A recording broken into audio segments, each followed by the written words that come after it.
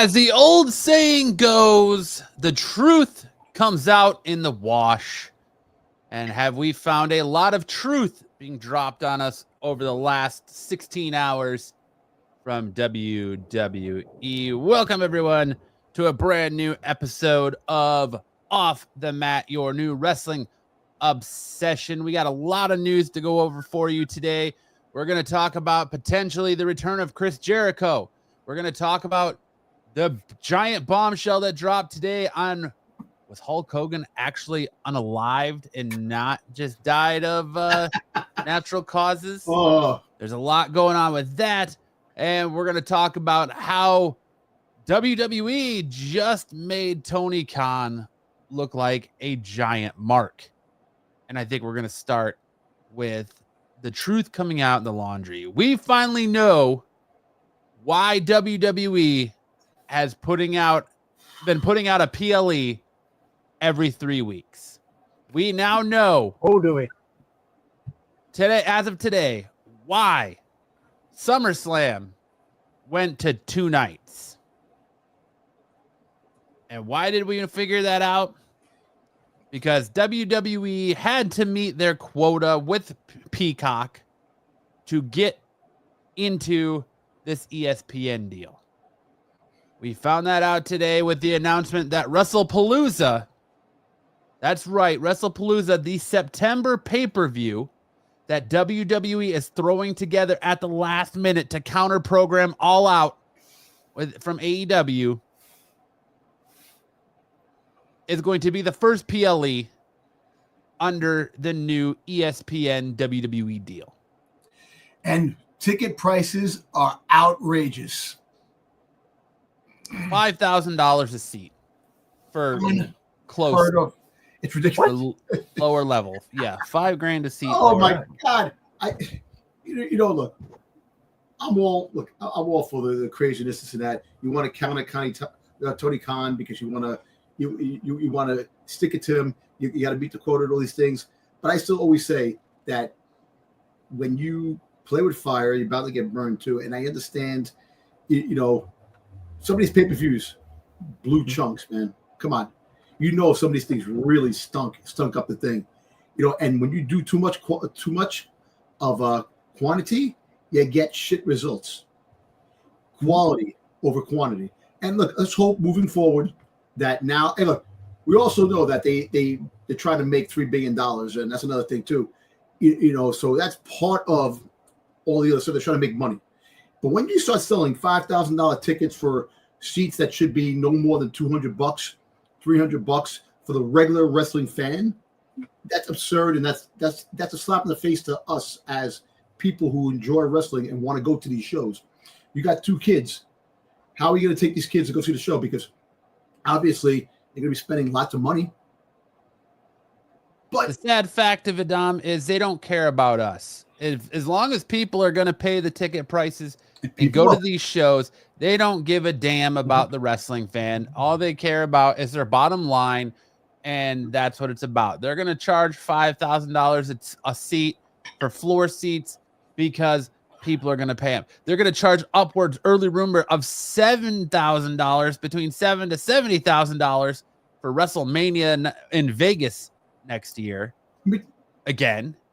And that goes with the influencers, the people that they're getting to come on the show, because you have a lot of followers that follow these influencers, like Logan Paul, I Show Speed, all these guys that actually can bring asses to the seats in these stadiums because they make appearances, because they'll bring all these people that draw a lot of people into the stadiums and the arenas and the places to watch these shows, and people will pay. You're right. People will pay.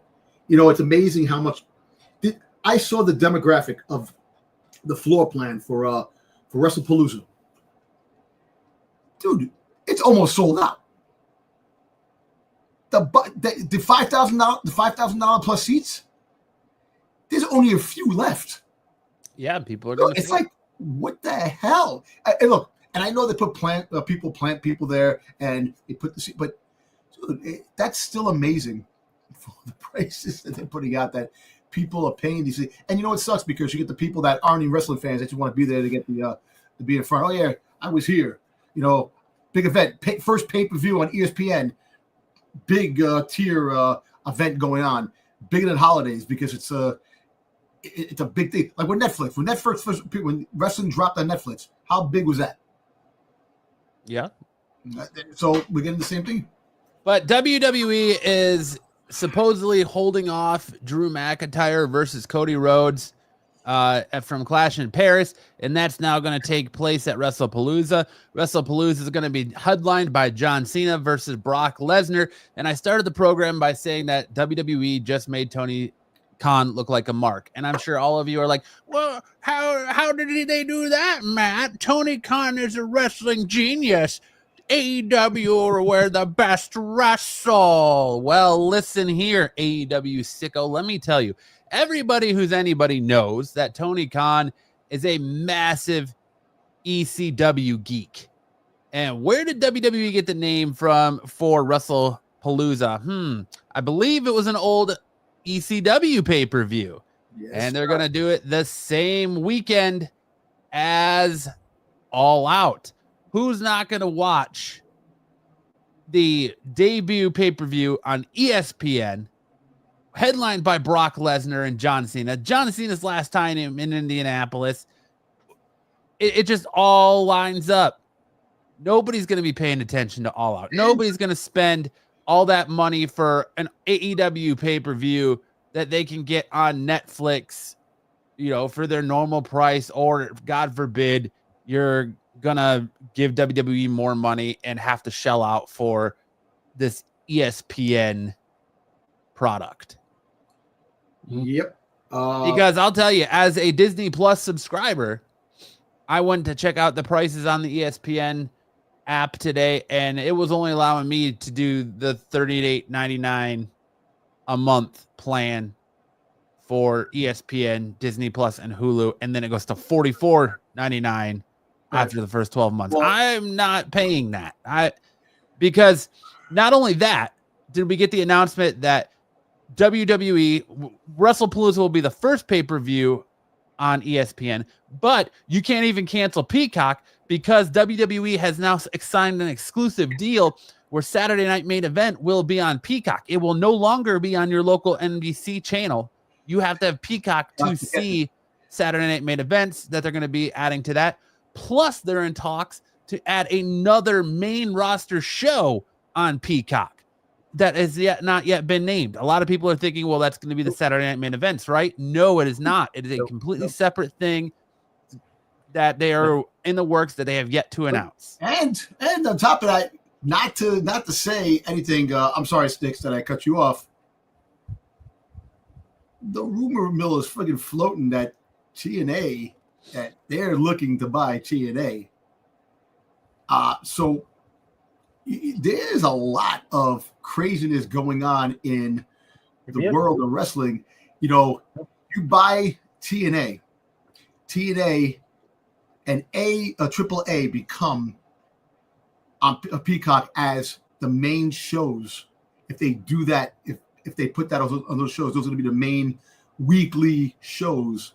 So you're going to need Peacock. The talk also is that they're going to be putting CW or NXT to Peacock. Yep. And another thing. Well, they just signed that CW deal, so they can't take that. I think it's just replays. I think it's just replays. No, I think they're going to do PLEs. NXT PLEs on Peacock. Yes, PLE. Not the you show, want but all the this stuff. You want an easy way out? VPN. Absolutely. VPN, Netflix. Exactly. That's what I'm doing. I'm 100% tell you that right now. That's what I'm doing because I, as a YouTube TV subscriber, we talked about it last week. They are not going to get me double dipping on ESPN. I am not going to pay for Netflix for Raw, ESPN for the PLEs, even though I already get ESPN through my YouTube TV, for which I get USA for SmackDown and NXT NCW through YouTube TV. That's fine, but I'm not going to pay for Peacock for Saturday Night Main Events plus additional programming on that. That's insane. I'm going to Netflix. I'm using the VPN $7 to $10 a month for my VPN, and I'm watching on Netflix. Really quick. So I was looking at options for USA because I have Sling, and Sling is charging over almost $60 a month for Sling for live TV. So my wife is like, listen, why don't you look into, Hulu? Maybe Hulu has it. Yeah, they do have it, live TV. $95 a month for live TV. It's about what I pay for YouTube TV. But I pay like $88 but that includes HBO Max and. Why would I don't watch anything else on USA. I watch wrestling. So VPN is the way to go, and you get everything. And I'm looking into that, and it's $50 a year. Yeah, that brings up what Matt brought up last week, whether or not they might crack down on these VPN services. I don't think they can, because there are certain things. I don't know. Look, so what you do, like, if I spill the beans on this and someone sees it, and everybody's cracked down, damn you guys, no, I don't think they can. I don't think they can, because guess what? VPN is a vast margin of networks in different countries. So you can pick a country, and you can watch. But they can make their application not work if a VPN is detected. That's because when you turn it on, it's gonna, as soon as you connect it, it's gonna connect to your location, and then when you turn the VPN on, it changes it. So you have to refresh it to change it. Yeah. So they could do it to where if the VPN is detected, they're not going to be able to use that. But isn't that the object of a VPN, is to be able to to hide your location? Yes. So to protect your information and all that. Yes. But I think when it comes to things like, Netflix and all of that, it's gonna be where, like, you have to say you're traveling or something. I don't know how they're gonna do it, but like, I know my sister was having issue a few weeks ago where she was on her phone. She has a VPN on her phone. She was sitting in my living room, and she turned her VPN on because she wanted to watch something on Netflix in another country, and Netflix wouldn't work, and it says you are not under, this account is not under this home address. So she couldn't. The minute she turned her VPN off, it worked, but when she had her VPN on, it wasn't working. So something tells me that they could potentially crack down on VPN usage one way or another. But I can't believe right now YouTube TV is not considered one of these providers that are included in the ESPN deal, because there's no way I'm paying for ESPN twice. Well, I'm going to tell you.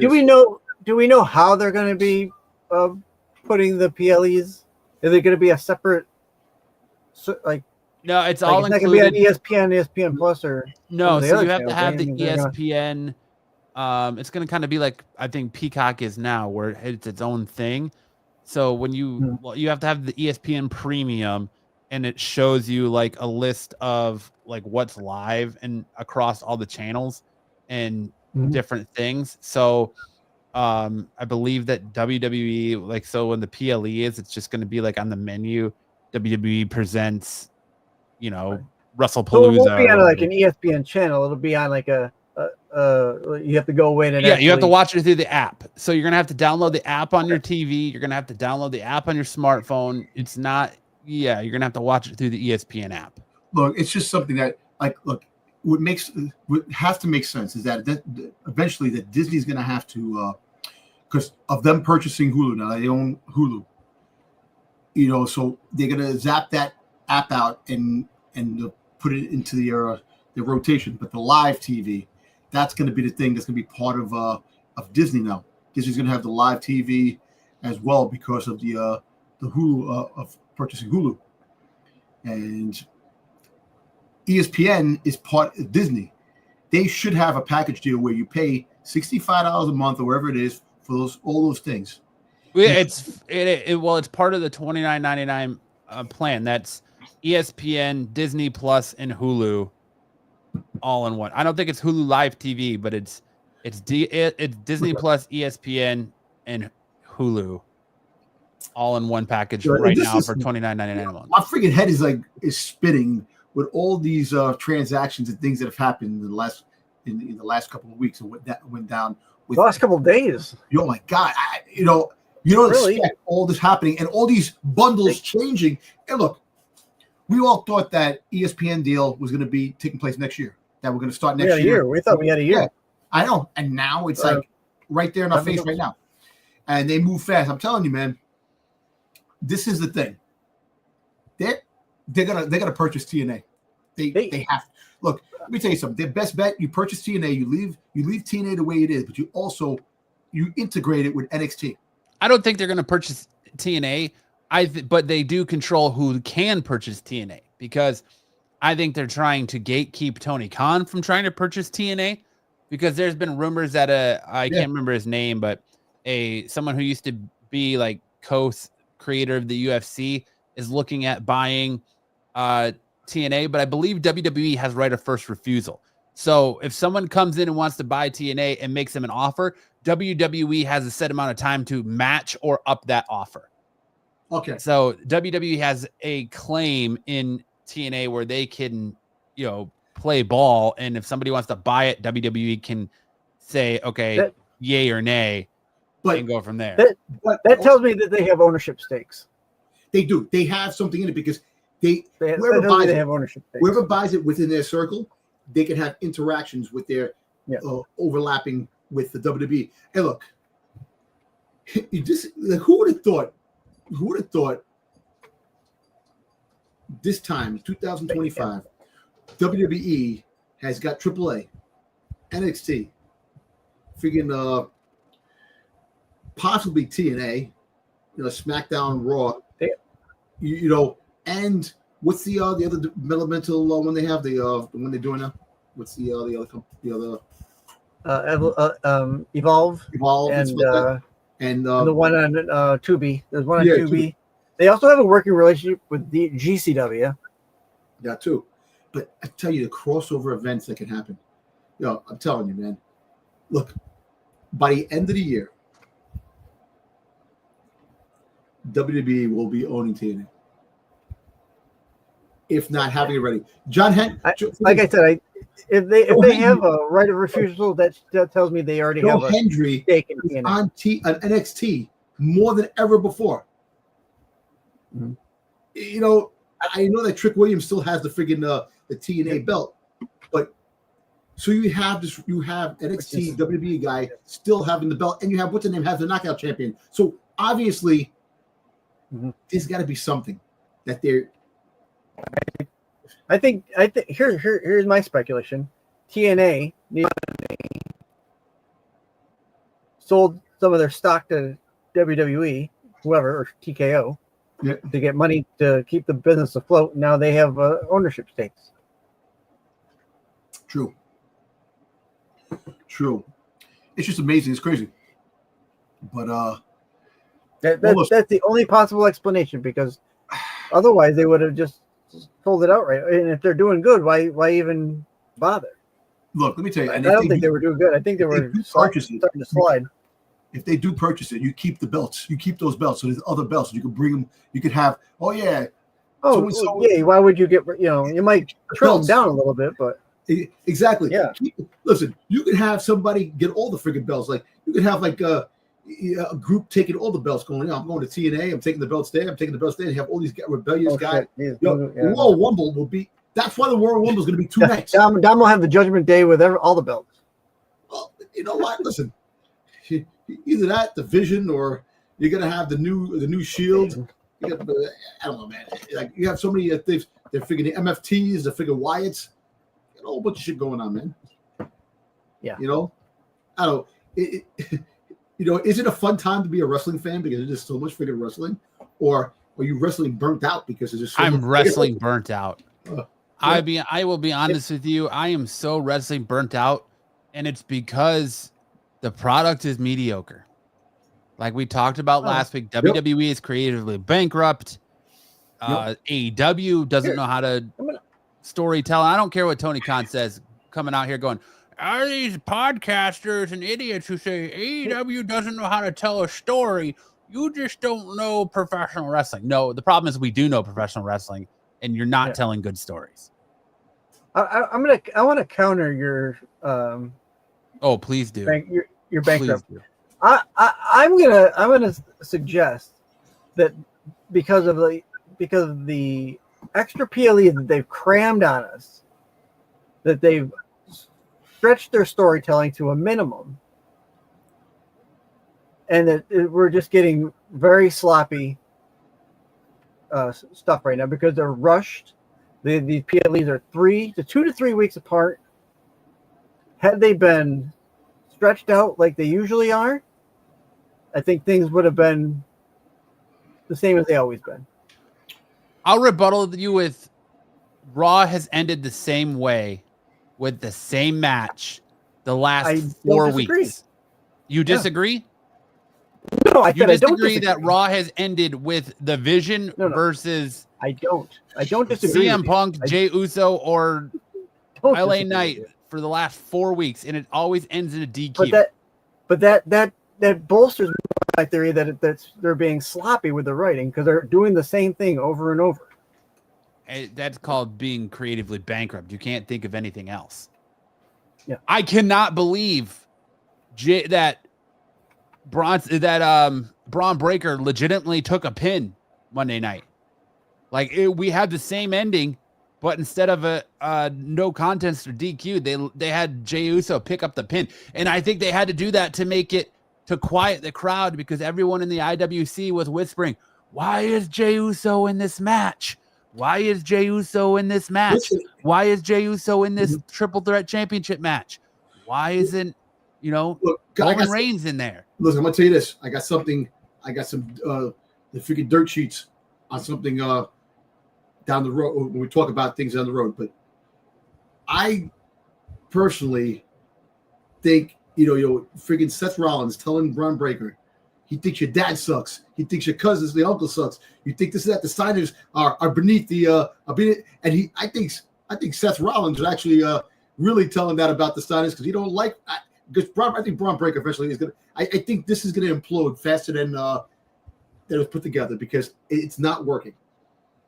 It's not working unless they get something else, energize the group. How do you have the wise man being the voice of reason, just being the shoe up? He shouldn't even be there. He shouldn't even be there because Seth Rollins doesn't need anybody to represent him. Yes, if you're gonna have him for Braun Breaker, that's perfect. Yeah, have Braun Breaker the new guy. Have 3 new guys with him. Yes, you don't need to hit. Seth doesn't need him.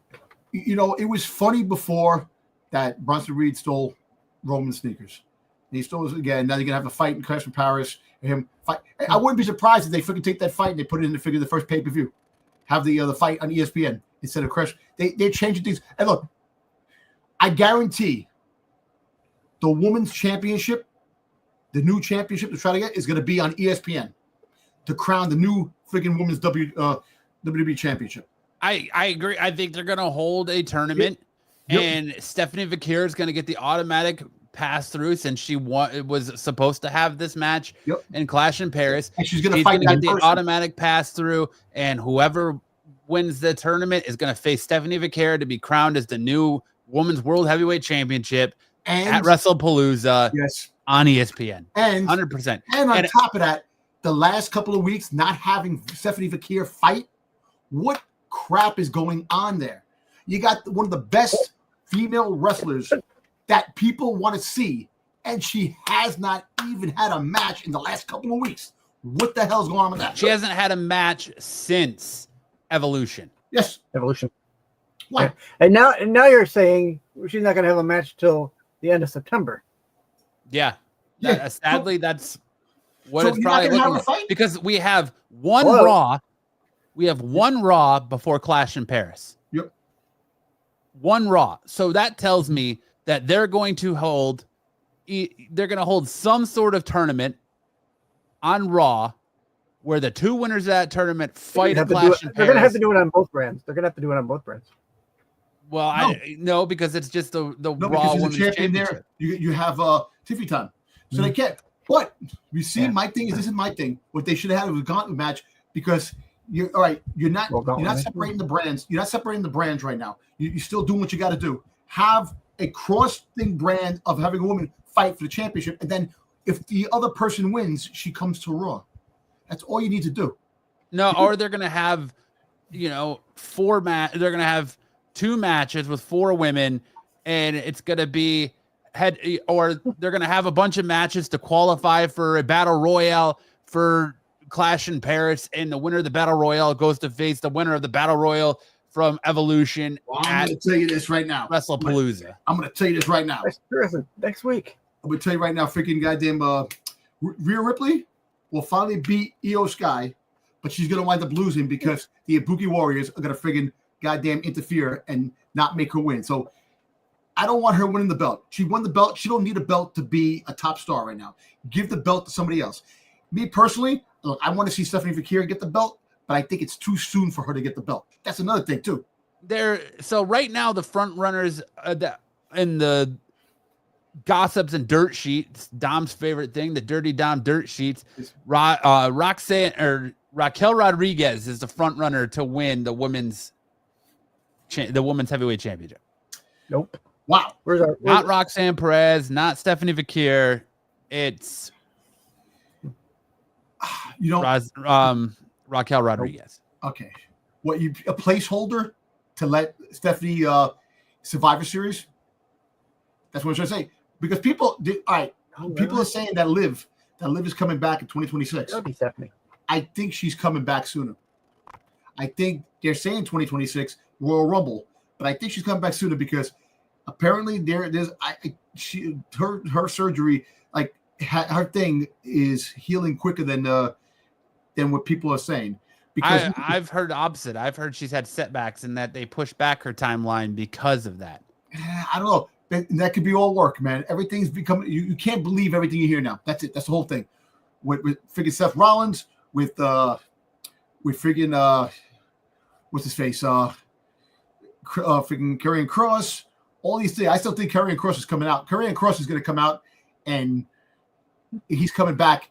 He might be coming back in Fresh in Paris, or something. Because you want the best. Let me tell you something. If you have the MFTs fight the Wyatts on freaking WrestlePalooza for the tag team championships, that's another big match. You're going to make all the big matches on that pay-per-view. Fuck, you have Karrion Kross come out. Karrion Kross, look, I would love to see Karrion Kross part of the vision. Part of the vision, because it'd be cool, like I said last week, with the manipulation. He could be manipulating everybody in the thing, and then he wins Money in the Bank because I want him to win Money in the Bank. So then he can go after Seth Rollins and fuck with Seth Rollins' head. But I don't know, man, because now I got something else that could be a potential friggin' bombshell that could possibly happen. And it could happen to Crash in Paris. And if it does... Why do you keep calling it Crash in Paris? Okay, I Clash in Paris. Clash. Crash. I call it... I keep... You know what I mean. Hey, you had your word last week. He has his word this week. Right? Yeah. I guess. I think the possibility of Jey Uso turning heel and screws Roman Reigns and becomes because remember all this stuff that Paul Heyman said that you weren't worthy for the when Roman Reigns was the tribal chief, kept didn't give freaking Jey anything. It was always Jimmy or always skipping him, and I think that Jey might take that into consideration, and you might see a heel turn in Jey. They need him. They need Jey. They need Jey for the Survivor Series match, especially since Sammy, for some reason, is over on SmackDown now. Yeah, and Karrion Kross told him, and it actually happened. Well, I'm not going there. Pay-per-view. He goes, your intentions are now true. What Karrion Kross told freaking Sammy, he actually did. Oh, I'm not doing that. I'm doing this. I'm doing that, and they totally did with Karrion. So the influence of Karrion Kross is still. Here's why I think they moved Sammy to SmackDown. They fully intend on having Sammy win the Royal Rumble and being the one to take the belt off Seth Rollins.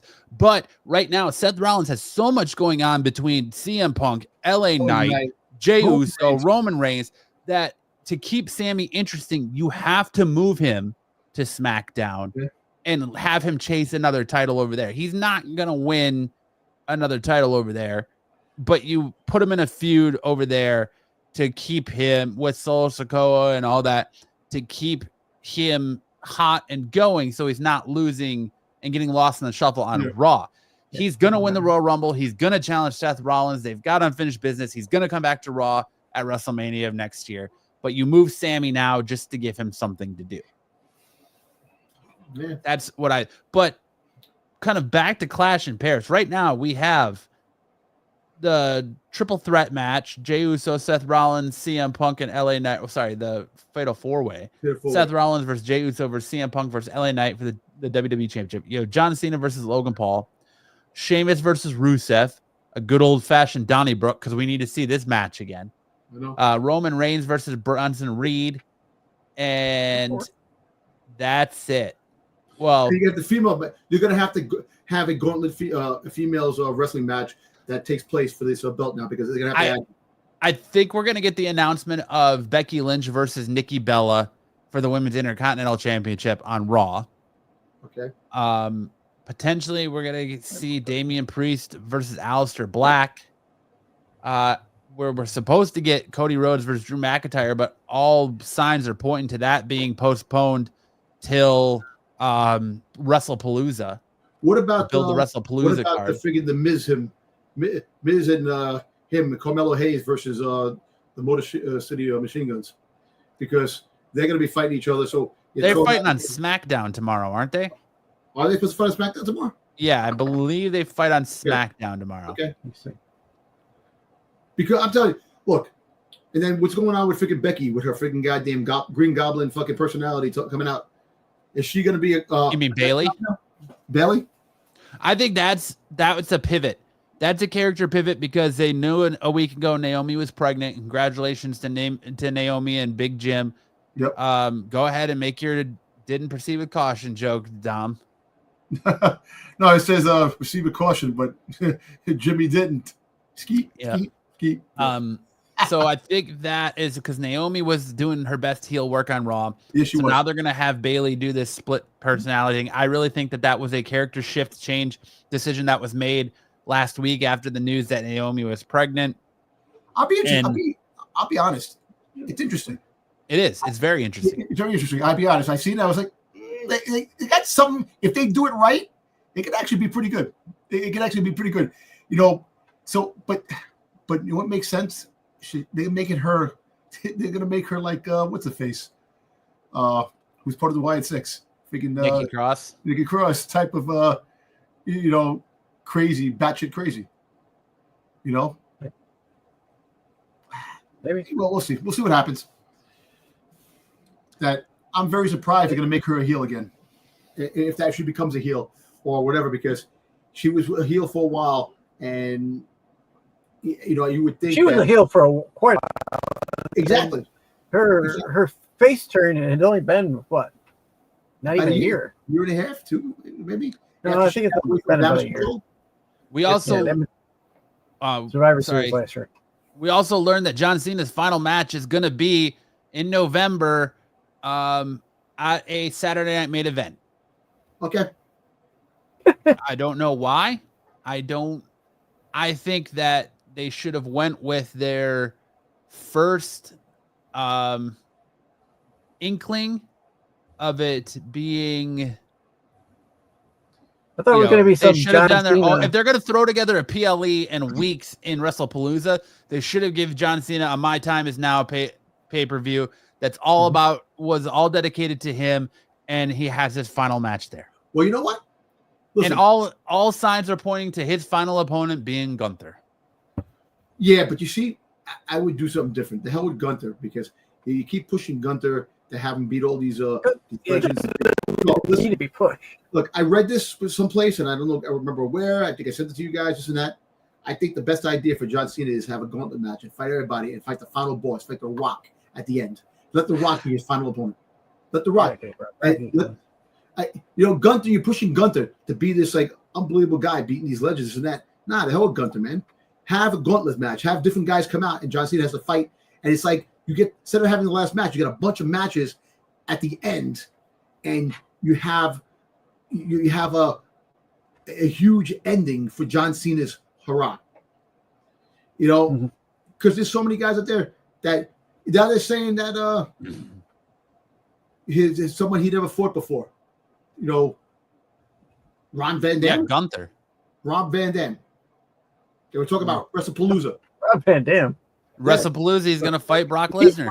I'm pretty sure he's fought Rob Van Dam in ECW. Right, no, they said Rob Van Dam is definitely. I think he's a free. I don't even think he's with AEW anymore. I think he left. I think he's a free agent. He hasn't fought. Oh, sorry, Dom. Go ahead. I'm sorry. I'm saying he hasn't fought. That's one guy he didn't fight. Did he ever fight Rob Van Dam? No. Yeah, I think he's fought Rob Van Dam, and when Rob Van Dam was in WWE. Yeah. Hey. I thought it was ECW because they were in ECW for a while together. Look, yeah, a gauntlet. Well, that was what WWE owned ECW, and they were kind of like, yeah, still the brand, ECW brand. Look, have the gauntlet match and have them fight different opponents that one night, and make the stakes higher and higher, and that's what you do, man, and that's how you end it. And if he loses, because most of the people who on their retirement match, their last match, lose, and you have them lose to somebody that's up and coming. Like I said, remember I said about the Carmelo Hayes thing? Carmelo Hayes is from Boston. He's from Boston. Is it in Massachusetts? The last match? Is it in November? No. Lose to Carmelo Hayes. No way. He's not losing to Carmelo Hayes. It's going to be Gunther. You build Carmelo Hayes. Gunther, man. Gunther don't need to fight him. They're pushing this legend killer persona for Gunther. He's already. That's freaking Randy Orton. That's the legend killer. Well, that's what they're doing. He took out Bill Goldberg, and now he's going to go take out John Cena. And then watch, he'll take out Brock Lesnar next year. But I want to switch gears here and talk about Hulk Hogan a little bit. But before I do that, the back half of this year is just absolutely stacked with PLEs. We've got Heat Wave this week, and we got Clash in Paris next week, and then we got a Worlds Collide out of nowhere. Yep. In Vegas in September on September 12th. Then we got WrestlePalooza on September 20th. Then it looks like we've got WWE NXT No Mercy September 27th. Then we got Crown Jewel Perth on October 11th. Then we got Saturday Night Main Event November 1st, Survivor Series November 29th, and then another Saturday Night Main Event, which will be John Cena's final match.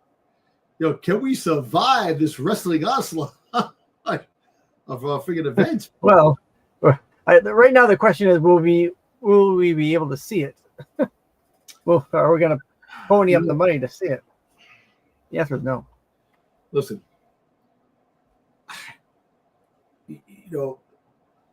it's inevitable. We have to find a way of seeing these matches. We're going to have to find a way.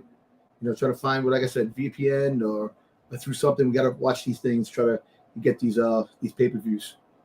It sucks that we're going to be paying to shut out money all left and right and all these different damn apps and freaking streaming services just to see the matches that we want to see. Listen, I hearken back to the days when people said, we need to cut the cord because we're paying too much to these cable companies. Well, look at us now. Yeah, it's ridiculous. Remember back in the day, the cheap antennas you put on there and you try to get the station and the thing is furry? You go, I think I got it. That's what I have. That's what I have. I know that's what you have, man. You actually have a wind-up TV. Just bring back the WWE Network. $9.99. Yep, $9.99. That was something. It made money. $9.99. Mm-hmm. They should have the one all app, all wrestling. I think that where WWE Network went wrong is that you weren't able to watch, other than NXT, you weren't able to watch Raw and SmackDown on that channel or on that app every week. If they would have made it to where you could watch, even if it was a replay, if you could watch Raw and SmackDown on that app every week, I think the WWE Network would have been a hot commodity. But Well, if it's like what they do now with SmackDown, like you don't get the latest episode until like a week after, because the USA gets first run of it for the week. All right. So You know what? Let's switch gears now and go. Let's go to the Hulk Hogan conspiracy theories. Look, there has been some major Hulk Hogan news within the last 12 hours. Yeah, I'm interested to hear this. Go ahead. So, Bubba the Love Sponge, who, if you're not familiar with him, he's the whole reason that Hulk Hogan's sued Gawker, and the sex tape with Hogan and his wife and all this other stuff. So he's the whole reason we got the Hogan sex tape and all that. He used to be part of the Howard Stern show, and now he owns his own radio show, I believe, in Tampa, Florida. Yep. He has been the one that has been the vocal point of this Hulk Hogan stuff from the very beginning. He came out and said he was out here saying that Hulk Hogan was on death's door and that family members were being told to come to Florida, come to Tampa, because he hasn't got long left to come say their final goodbyes. He was on top of it, talking about it before it even came up. He had the likes of Eric Bischoff and all these other big names rebutting him, saying, no, Hogan's fine. Hogan's just recovering from a back surgery. He had some complications from a back surgery. He's fine. He's just recovering at home. We learned that, yes, Hogan did have these complications from this back surgery. He was told to stay home and rest, but he did not do so. He was out traveling again. So we get fast forward to, July 24th. Hogan passes away, has a heart attack. We think all is well. But then Bubba the Love Sponge keeps going and saying, I'm hearing from sources inside the family that there's foul play here, that there is suspicion of foul play, that Hogan he didn't die of natural causes. He was potentially unalived. And it came out earlier this week that Brooke Hogan was unalived. It's the PC way of saying dead, killed, murdered. No, murdered. Okay. Yeah, murdered. Yeah, there's certain keywords that the algorithm doesn't like, and the big M is one of those. So we're just going to go with unalived. All right. So cut to earlier this week, Brooke Hogan came out and made a series of claims that the real story behind her father's death hasn't come out yet. And then she took to Instagram yesterday and claimed that she'd been contacted by a credible source close to the investigation who urged her to press for access to police body cam footage and 911 tapes.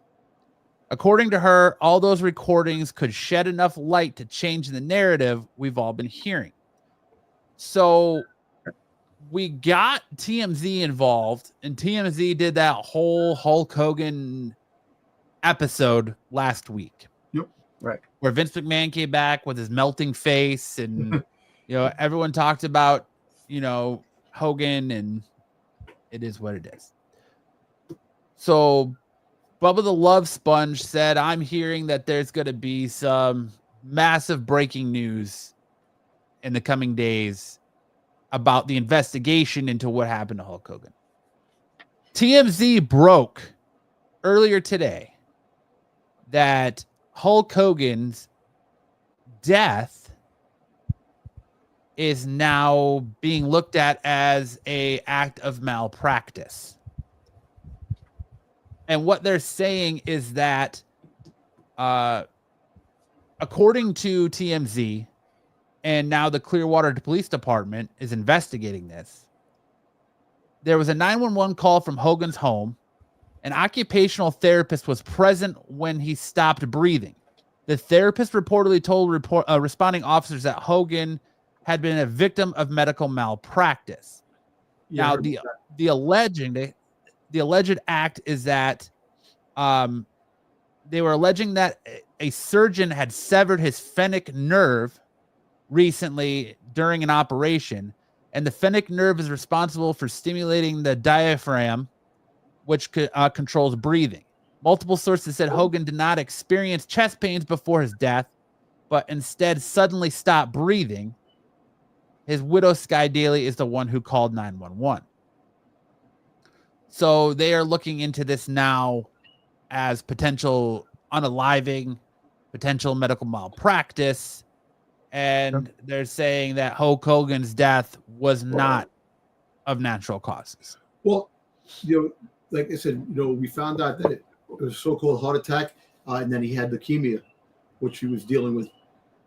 So I've not heard the leukemia thing. That was in the beginning. They said that they found out that he had leukemia, and that was one of the things. If you look back, is that part of the coroner's report?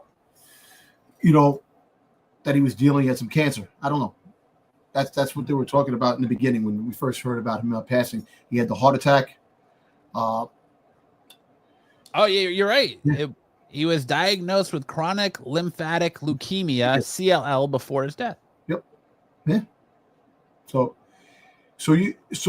him facing that, and then I heard about the medical malpractice that the doctors gave him the wrong prescription. That was one of the setback things that we heard after his passing. And that's one thing that's kind of scary too. That when you have people coming and using doctors, I always say practice. They practice medicine. It's it's a joke that they're practicing. Practice perfect, right? Exactly. And misdiagnosis stuff and wrong medication is usually the key is one of the setbacks when it comes to things that do happen. And like I said, it can happen. Because remember, we're all human. People make mistakes. But if there's foul play involved, you want to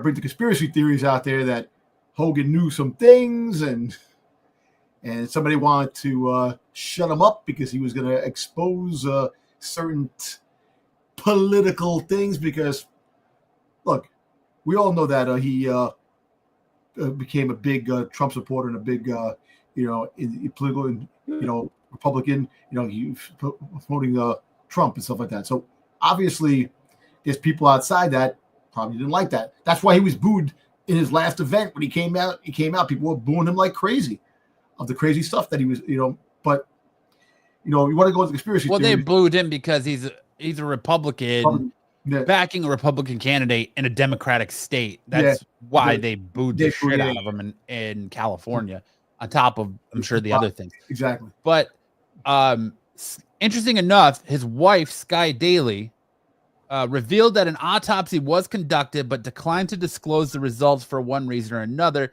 She also confirmed that Hogan's body has not yet been cremated, despite him passing away nearly a month ago. So they're holding on to the body for some reason. TMZ added that officers discussed the therapist's claims on the body cam footage, which is currently being reviewed. Hogan's daughter, Brooke, has called for an autopsy and suggested to the radio host, Bubba the Love Sponge, that something bad may have happened to her father. She also states that the police body cam footage from the morning of his death could shed light on what occurred.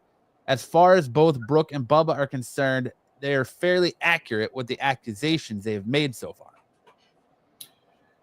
Okay, it could either be, like I said, medical malpractice or homicide. That somebody wanted to shut him up, kill him. That's kind of crazy. You think about it, like that. There are scenarios that are like that, and now let's see what happens in the next couple of weeks on what transpires to this, because all these allegations are coming out, and we'll see what happens. It's like the Michael Jackson thing. Michael Jackson died with the prescription medicine. Prince died, type of scenario with the giving him all those drugs and stuff like that. I don't know. It could have been something that accidental, or it could have been deliberate. You don't know. And maybe the next couple of weeks we'll find out if it is if it's true or it's just a conspiracy rumor, a theory. Yeah, we'll see how long this investigation takes, and then something will come out in the wash. Yeah. So. But I can say this. I mean, there's just so much embroiled in like all of this Hogan stuff. It's absolutely insane that we're a month removed and his body still hasn't been cremated. He still hasn't been buried. You know, we're getting conflicting reports, and that his daughter is out here saying, listen, something doesn't add up here. The person that he was in the most conflict with, because we've heard reports that she requested to not be in the will. She had the falling out because the whole, racist debacle came when she was dating a gentleman, and Hogan didn't like that. So he decided to, use the racial slurs he did. And they were very estranged. He never met her kids that she had. Her husband tried to mend that bridge, but wasn't able to before he passed away. She didn't go to his memorial service. His estranged daughter, who by all intents and purposes could say, like, I'm done, he's gone, I've said my piece, is sitting here fighting with the guy who sold the sex tape of Hogan and his wife, Bubba's wife. The two people who, for all intents and purposes, have no reason to sit here and be like, hey, wait a minute, what's going on, are the ones like fighting for him. And it seems like his son is just soaking up the spotlight of being shown on WWE programming and as of late. And his widow, isn't really pushing for any of this. Maybe she is and we're just not hearing about it. I don't know. But it's just crazy that his estranged daughter and a radio personality who he sued and had beef with are the ones screaming foul play here. And maybe we're just not hearing it come from the other camps, but it's just, this whole thing is really, really weird. It is weird. And like I said, the truth will come out eventually. Hopefully the truth comes out eventually. It's just, it sucks when somebody passes and you're still trying to find the pieces of what's going on, and trying to put together a whole time map to try to figure out, to take back steps of what happened up to that particular point. And there could have been many factors, like foul play from people that didn't like him, medical malpractice could be involved, that a person didn't know what he was taking. And like I said, look, medicine, when you take medicine for one thing, you take something for something else. Sometimes it doesn't work together. It bounces off each other. It causes side effects. So who knows what the deal is? And with more investigation, hopefully they do find the truth of what transpired, and we can move on. Because it's kind of sad. Because yes, regardless of the fact of what's what, like we always say, the way people felt about him, he's still a wrestling icon. He still put wrestling on the map. He's still, that person that we grew up watching. And to end in this kind of crazy scenario of conspiracies and theories and stuff like that, it's kind of mind-boggling. And you think about it, it's like all the heroes growing up, you try to figure out, oh man, he's lost. And then you find out, oh, he did this and that. And you're like, oh shit, you build up the case of not knowing what could be. And this day and age, everything is under a microscope, so everything is a conspiracy.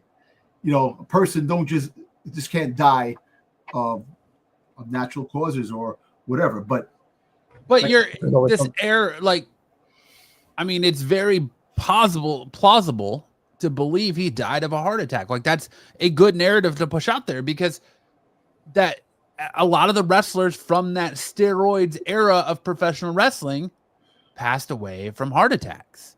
Macho Man Randy Savage, Ultimate Warrior. Umaga originally wasn't in that steroids era. He kind of came after it, but Umaga, Superstar Billy Graham.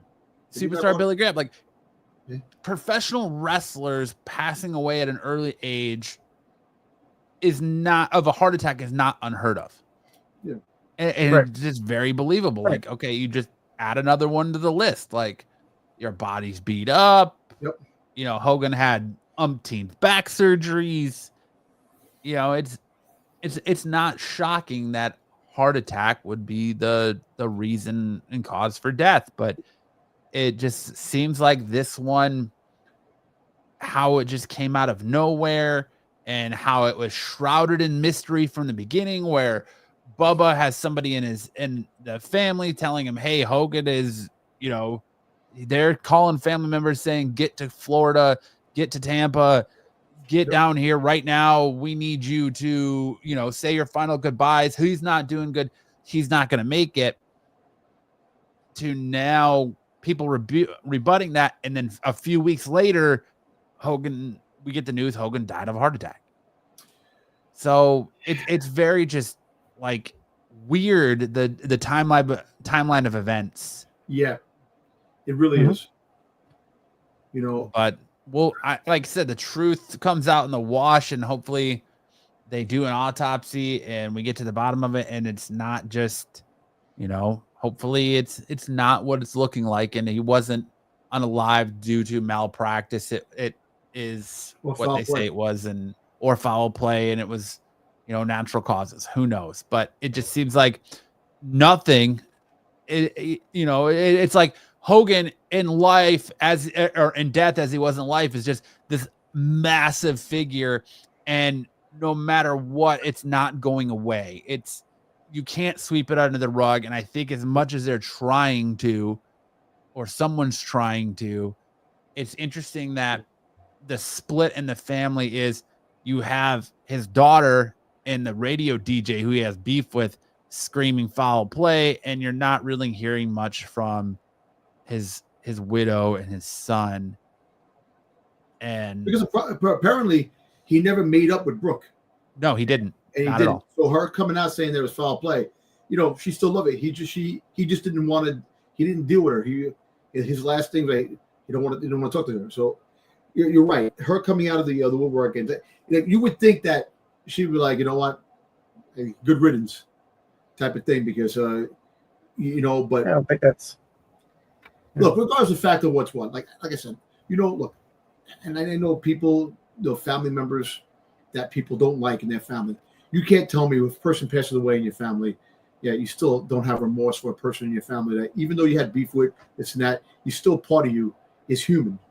Part of you is human, you know, feeling bad and feeling that, you know, that part of your life was incomplete because you never really got a chance to say goodbye. You never really got a chance to say the things you want to say and really mend a broken relationship in the family. And that's a lot of things. And like I said, you know, like there's always somebody in the family, a family member that, you know, you have it's like the black sheep that you have problems with, but you would think that the humanity side of a person overshadows all that stuff, you know. And at the end, yeah, you had a beef, but you still have to have a little bit of remorse of loss that it lingers, because like all the things you had to say, all the things you wanted to say. You know, so yeah, like anything that's situational too. I mean, you know, you can have, but I think it's just a separation, a difference of, you know, him not liking her significant other. Yeah, you know. Well, so. It's not even who she's married to. It was the previous boyfriend he had. Yeah, and on top of that too, the wife, the ex-wife, you know, that she actually, you know, did him, you know, regardless of the fact of she allegedly kicked Brutus the Beefcake and his wife out of the funeral. Yeah, I saw it. Yeah, but I'm not saying, just to clear up, because I don't want people pointing fingers, I'm not saying that his widow and his son had anything to do with this, that they're involved in any way, or that they're trying to cover anything up. I'm saying, you know, grief, they probably just want it to be done, and so they can move on and not tarnish his name anymore. And like, they did lose a husband and a father respectively. I agree. I'm just saying that, to me, it's weird that the two people that Hogan had legitimate beef with are the ones that are the ones screaming from the mountaintop, being like, something's not right here, something's not right here, something's not right here. And we haven't at least allegedly heard anything from the rest of the camp. Like, I don't see anybody reporting on anybody else talking about it other than Brooke and Bubba. So, and despite their separation at the time, they may still be privy to whatever was going on in his medical life. we don't know. All we know is what's in the media. We don't know if Brooke and Hogan had a conversation that they're not talking about, or that she's not disclosing, or what. But that's just where we're at right now, is that, you know, Brooke Hogan and Bubba the Love Sponge over the last week have been saying that this Hulk Hogan stuff is fishy, that there's something more here, that he didn't die of natural causes, that he was potentially unalived.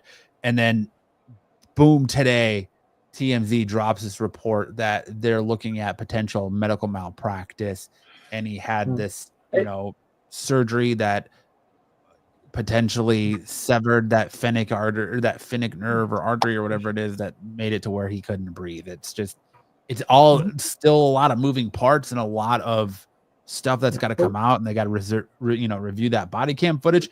But it's just weird to me that the ones pushing so heavy for this are the ones that have the least skin in the game. Yeah, we'll see. Right. Yep. We'll keep up on it. We'll keep track of if anything comes out. We'll see what happens next week. We'll report more if any other details come out, and we'll see. Yeah. What else we have in the news, Matt? What do we got next? Let's move on to reports of two former WWE superstars potentially making their return. The first is that, according to a report from WrestleVotes Radio, there's a significant interest in WWE for Chris Jericho to return to the company after his contract with AEW expires at the end of the year. This report started, at least one source believed a deal is expected to be completed when the time comes. And Chris Jericho himself has taken to Instagram, I believe it was, to share a photo of his Royal Rumble return, his previous Royal Rumble return. So what do you guys think? Are you potentially excited for the return of the Ayatollah of Rock and Rolla, a man who, you know, some people are going to be like, well, Chris Jericho, why are we bringing him back to WWE? He's old.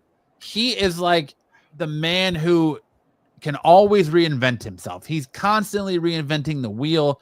We thought when, you know, he was done, he brought out the list. He left WWE. We thought he was done there. He brought the Painmaker gimmick, even though the learning tree stuff in AEW was stupid. Yeah, it didn't really pay off. He did have some great gimmicks in AEW and New Japan. Like I said, the Painmaker. He had the Demo God. He had, you know, all of these different personas. He just constantly reinventing himself. Do you think a one final good run for Chris Jericho in WWE is needed? And do you think that Chris Jericho can reinvent himself to do that? I'm going to tell you this. I think one final run would actually get the crowd buzzing. You know, give him a retirement match. Like have him have a retirement match in WWE arena. That'd be another big pay-per-view. They could have another retirement match of a potential Hall of Famer, of course, you know, of Chris Jericho's caliber. I think, you know, regardless of the fact, he had some good things in AEW.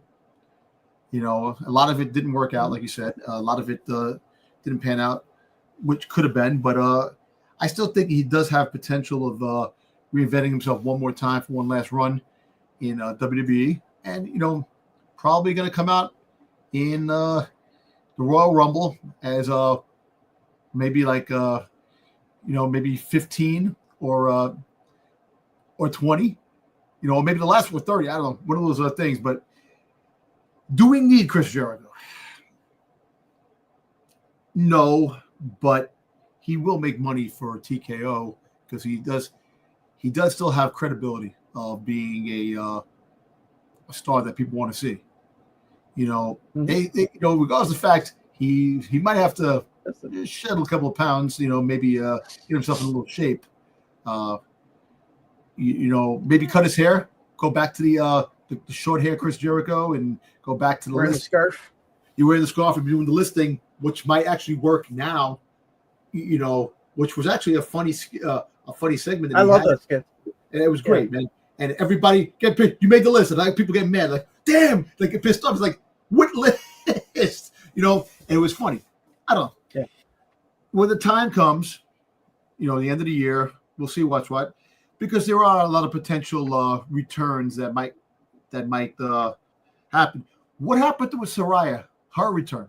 She was supposed to come back. Evolution. Never did. Yeah, apparently WWE has told her that they have no interest in bringing her back. I'm surprised that she was going to come back, because she could have been a mentor for some of the younger ladies that are there.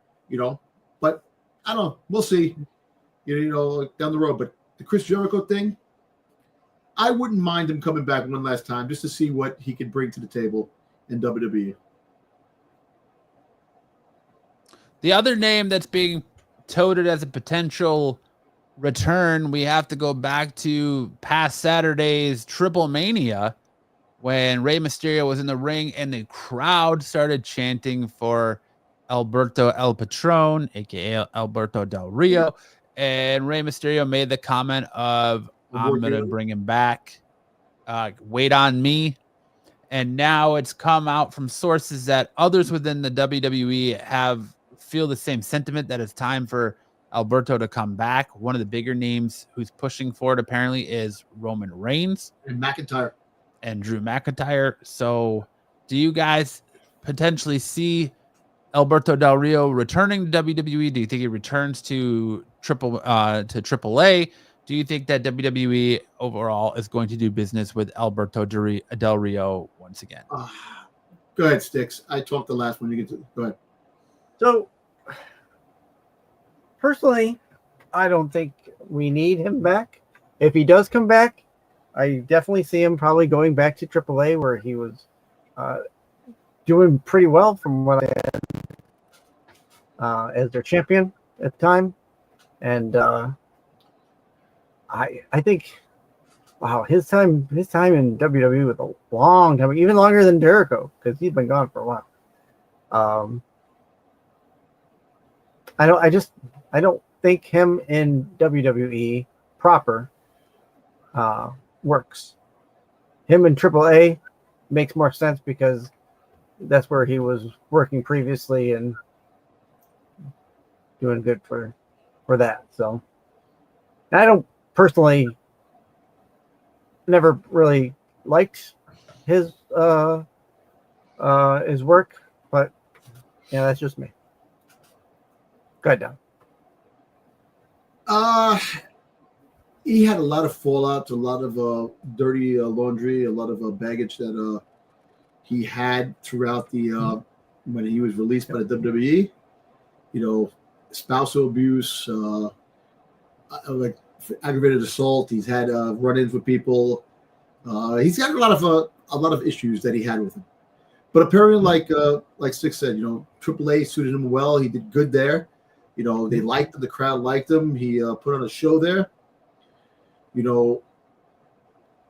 I would go one further. Sure. If the WWE brings back, it gets a TNA. See him coming back and working on TNA, the TNA brand. As So I see him doing that. But AAA makes more sense because he had more success there, and the crowds cheer. And like I said, you could have him fight, the likes of Dirty Dom and the likes of like wrestlers that he never fought before in AAA, because they're going to have more of those AAA events, pay-per-views. We all know that cross Worlds cross collide. branding. Yeah. For heaven's sakes, we got a freaking goddamn Demonico. We got the freaking puppet, freaking Finn Balor puppet. So anything's possible. World of the WWE. And thinking about things like potential returns, like they have no. Okay, you see how fast they had no interest for bringing back Saraya, Paige, this and that. But I think Paige is more beneficial coming back. Chris Jericho is more beneficial coming back. Del Rio, on the other hand, no, and it pains me to say that he's on the same page as Ryback. There was a rumor that Ryback was going to make a potential return. Well, Ryback's burned all his bridges. Yeah, I know he burned. But Ryback talks, but didn't CM Punk burn a lot of bridges? So these wrestlers burnt a lot of bridges down the road, man, and they found their way back. Never say never. Hulk Hogan burned bridges. They all burned bridges. Listen. There's a difference between Ryback and CM Punk. Yeah, I know, but it's still hell froze over. That was the calling point, bringing back CM Punk after 10 years, and all the stuff that CM Punk back and forth. I'll never go back to WWE. Never do this. Never do that. Finally, they came to a compromise. Like I said, like people come back. Look at Brock Lesnar, allegations. So you don't know what the surprises that could bring. So and so. So we'll see. Like I said, Dom, you know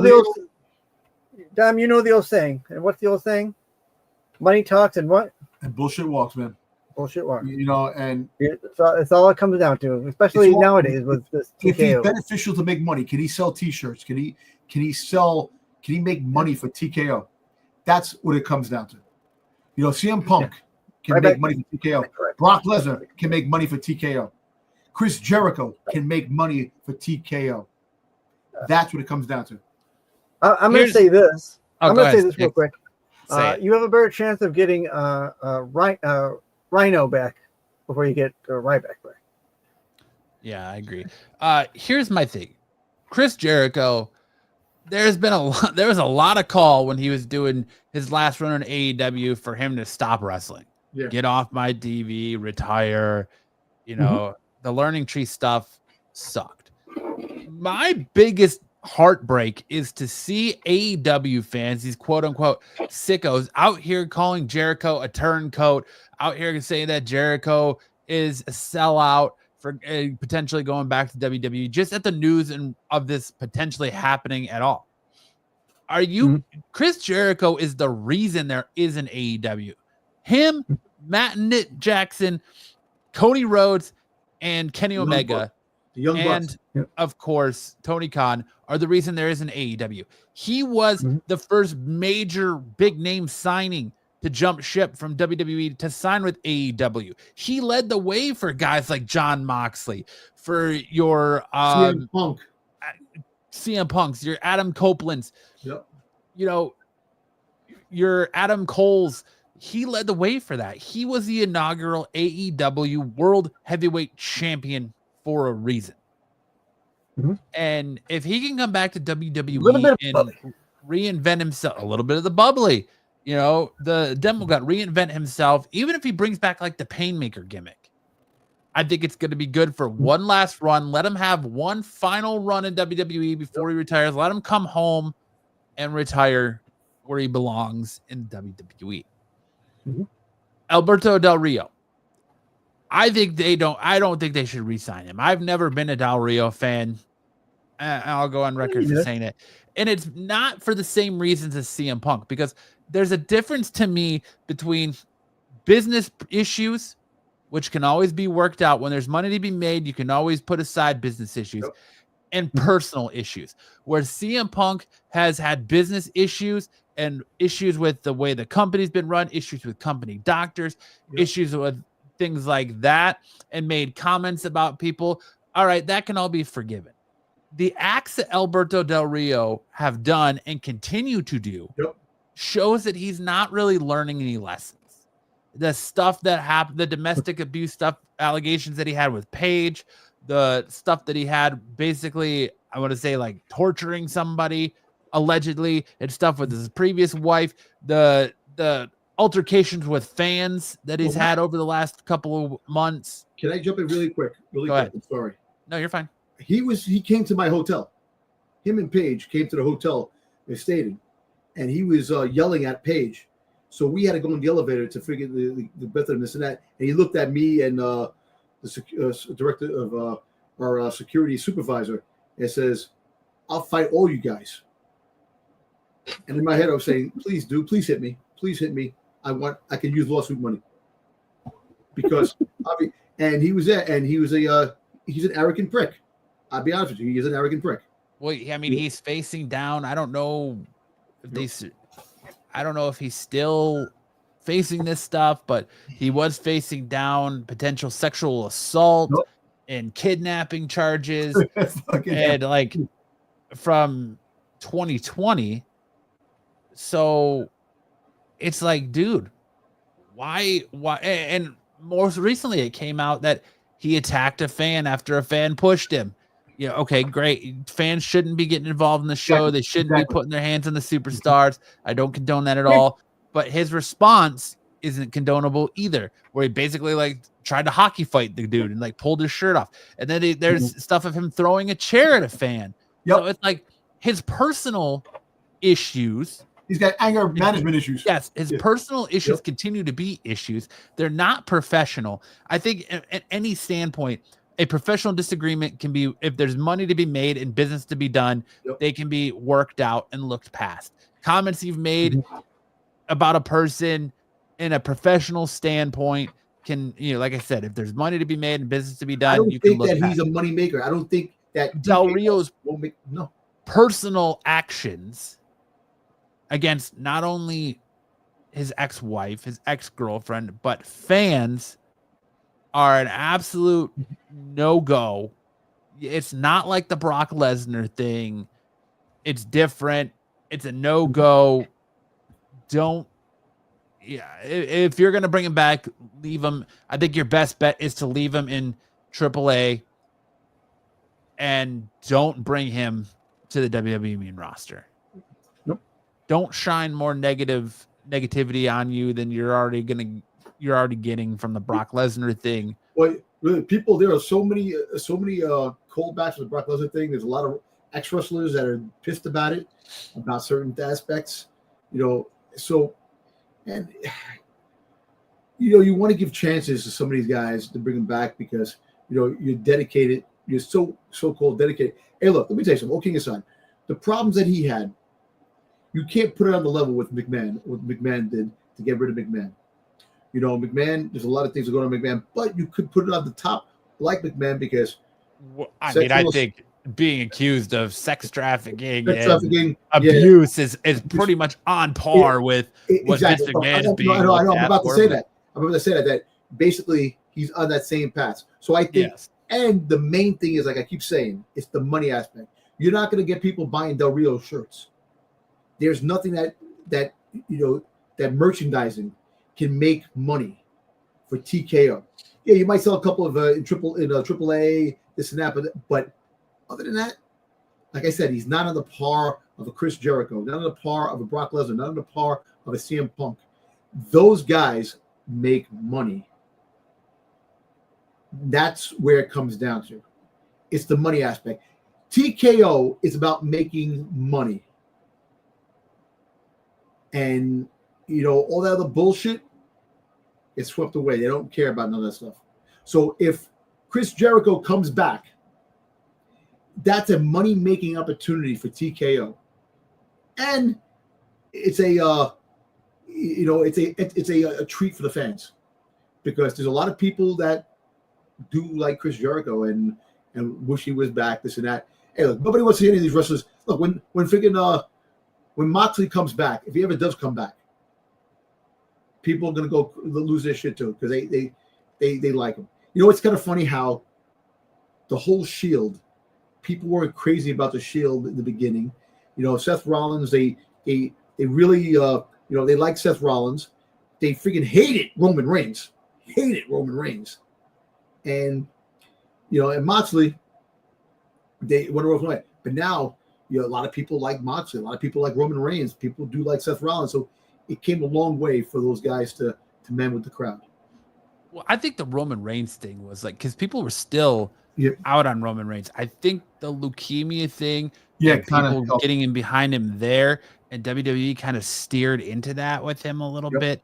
And that really helped people connect with him at a different level and get behind Roman Reigns for that point. But definitely it wasn't sucker and succotash with his freaking promo. But you're right. No, you're right. They capitalized on that by starting the bloodline and putting him with Paul Heyman. And I think there's a lot of play there that pivoted. Paul Heyman because freaking Roman Reigns really was bad on the mic. Yes, he was. Good on the mic. Yeah, it's like Seth Rollins was the best on the mic, and that's having Paul Heyman with Seth Rollins really doesn't make a lot of sense. You know, like I said, Braun Breaker, yes. Be the new Paul Heyman guy, yes. But money-making opportunities. Jericho, again, yes. I embrace. The Del Rio thing, hey, listen, if he does come back, hey, see what happens if he comes back. You know, if he comes back, stays in AAA, you know, he makes that crowd happy because they were cheering him. See what happens. Because obviously, if they're cheering for him and Rey Mysterio has mentioned, I'm working on it, you know, it's a discussion, it could be a possibility. So we'll take it from there. Mm-hmm. Yep. But all right, well, that's it for our news stories. What do you guys want to talk about? Triple Mania? Styx, I'll hand it over to you, and let's talk a little bit about Triple Mania and find out who is our new off the mat IWC PLE champion. All right, so Triple Mania results are in. I enjoyed the show. I don't know what your guys' thoughts are. I enjoyed it. Seemed like a short, you know, it was not much on the card as far as I'm concerned, but I don't know. I had a laugh. You know, you see the video going around with Triple H in the stands, and what's the name came out? The drag. What's his name? And he had that look like he had like a disgusted look on his face. But I don't think that's for that. I think they actually took two different videos and absolutely. Because those people over there at AAA, they love that guy. Yeah. You know, especially when Otis came back out and friggin' I'm surprised they brought Otis back. That Otis came back in that event. Mm-hmm. You know, and danced with him and kissed his hand and at the end, but it was kind of funny. It was that was the funny part, but that video makes me laugh because they made Triple H look like he was disgusted. I thought AAA was a fun show. It was good. But as a person who has consumed Triple Manias in the past, when they were on like Twitch or watching them through, you know, not so safe third-party streams, WWE's fingerprints were all over this. And it was very much not up to like Triple Mania standards. Like normal Triple Manias when they would go crazy, like you've got Psycho Clown jumping off ladders and you got dudes going through everything, you got light tubes everywhere, like it's crazy the amount of things they do at Triple Mania. And that's what I said to Styx last week. I was like, Styx, if you like Triple Mania, I think I said it Saturday, if you like Triple Mania, go watch some of the old stuff and tell me what you think. Did you like this or did you like what they did before? Because they were over the top and just crazy to where like, oh my God, you couldn't believe that they were doing that in professional wrestling. That's what the WWE does. They water down things. They take away the hardcore stuff because that's the WWE is not about that. They're about, they want to entertain. They also want to keep the wrestlers safe. They want to do more. Listen, I would love to see Robert Rodriguez come back with the matches he had for his organization with Io Sky and Penta and stuff like that. And you're talking about Lucha Underground? Lucha Underground. Come on, man. Dude, they're never going to show that again. You're never going to see that in the WWE. Well, I don't think you need to see it in the WWE, but it's a different market. It's a different country. You're trying to Americanize a lucha, market, a promotion that is not just professional wrestling. It's ingrained in the heritage of that country. That showed you El Grande Americano. The four of them? Four of them. Listen, they said they're gonna make they said it's like Voltron, the five Americanos combined to make merged to form Voltron. Yeah, form a that's crazy, man. I'm gonna tell you this. You saw El Grande on the pay-per-view, correct? Did you think that was Ludwig Kaiser? It is Ludwig Kaiser. Let me tell you something. Yeah. I think Ludwig Kaiser is doing great. I don't His know. Spanish. I thought it was someone Spanish different. is good, man. His Spanish is good, and I think he's doing a great job playing El Grande Americano. I can tell you that. And the Pete Dunne is definitely the other one. And what's the other guy? Rich Holland. Rich Holland. Rich Yeah, Holland. I think Rich Holland. Yeah. But All right. that other than that, I enjoyed It was fun. It was a fun show. Triple Mania. It was fun. Yeah, Hey. and I do have to go back and watch the older ones. I'm going to be honest with you. Nobody saw AJ Styles coming out to interfere with Dirty Dom. Damn it. How can Nobody did. Who? Nobody did. Nobody did. Nobody Yeah, did. you're right. How can I not mention he's having the beef with freaking AJ Styles, and that could have been one of the freaking scenarios, and I could not. Yep. And I seen it. I'm like, son of a bitch. Well, I didn't say it because I questioned how much WWE talent would be involved in this show. And I also questioned, like, with it being a separate promotion and them not fully, like, they own AAA, but they're not fully owning AAA yet. And so AAA still had a lot of say in what happened in this match. Yeah. I didn't think that they would cross WWE storylines into AAA that much. Like, Right. yeah, we got WWE wrestlers, but I didn't think that we would see the cross storylines play out. Oh my God, they heavily crossed the WWE. Yes, they did. It was crazy. But anyway, go ahead, Styx. Let's get through this. I know I'm bringing. I lost this. I know I did. You're fine.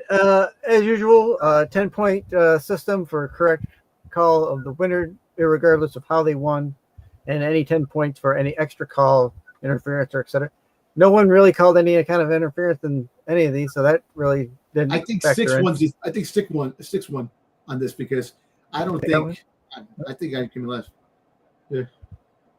So the Copa Bardal match, where we got, like I said, the rumor of Omos coming in to Triple Mania was true. He shows up, wins this Royal Rumble-esque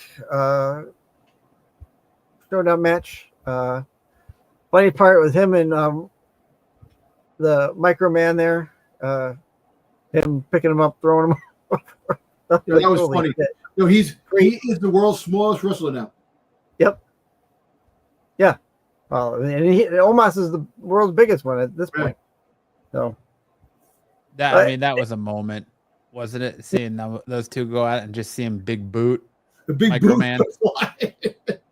That was funny, man. Yep. That wasn't anything that we picked because there wasn't really any knowledge of who was going to be in it. I gave us all 10 points for that. Who picked him? Who just said that he was going to show up? Somebody? Because Styx talked about it. Yeah. I think I heard it on. I think What Culture. I think I heard it on What Culture. I think Pete said something about it too in our chats. Yeah. He might have, but yeah. I don't really. I'll be honest. I don't read the chat half the time, so until later on, and I catch up.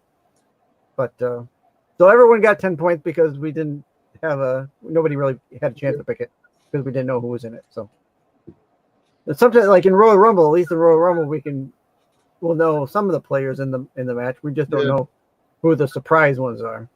So next year, Chris Jericho. Maybe. El Hijo de Dr. Wagner Jr. Defeated El Messias. I think we all had him. No, So I think I took El Messias. you took Messias? Okay, you took Messias. Man. Doc, Remember that's that. the green. Yep, only against the grain. Yeah. Good match. Went longer than I thought it was going to go. But I think Messias will come back. I think he showed me he could wrestle and he was good. He was a champion. Well, no, I know he was. Usually, it's a good sign when the champion can wrestle. No, I know. Like last week, we said we'd never seen him before. That's what I'm saying. Last week, I I hadn't seen him. Yeah, but that was good. Obviously, he's a champion. I mean, he didn't grab the belt out of the Suez Canal. Usually, when you want a promotion, you want to make sure your champions can Exactly. wrestle. Yeah, that's true. That's true. Sometimes. So it was good for that one. Up next was a Flammer retaining against Fabi Apache and Natalia. I had Fabi Apache. I know I did that. So Yeah, so did I. I think Matt was the only one. Who I picked. I think you had her retained. I think nobody took Natalia. Huh? I know Natalia was going to win. No one took Natalia. I did not think she was going to win. I knew she would be good for the match, but I didn't think she was going to win. So.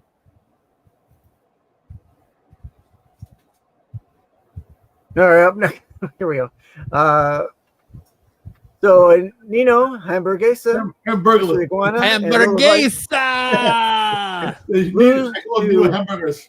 Baylor. Sorry, I can't even. JD McDonough. Raquel Rodriguez. With the help of what was his name? What was the puppet's name? El Demonico. El Demonico. El Demonico. Yep, El Demonico. That's the first time in how many years we saw the demon? Yeah, right. And it comes like a puppet. Jesus. Yeah. That was funny though. That was funny. The look on Iguana's face when he came out the puppet. The look on Iguana's face. Six. I don't think you gotta pick the worst picture, man. I feel like I'm looking at like Minecraft. No, I feel like I'm back in the day trying to catch a nipple slip on Skinamax in the middle of the night. No, it's like Robin Bird. Robin Bird from you remember the TV show that came out after Midnight Blue? You have Robin Bird. I'm trying to see her nipple on the screen that's going. No, but this thing sold for $100. You had to put down on your thing. $100. $100 for the damn puppet. El Demonico. That's crazy. And they're gonna sell thousands of them, I'm sure. You know what? Really kidding aside, really fast.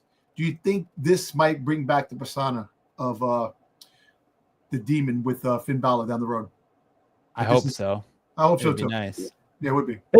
This is an acknowledgement of that persona. I miss Demon Finn Balor.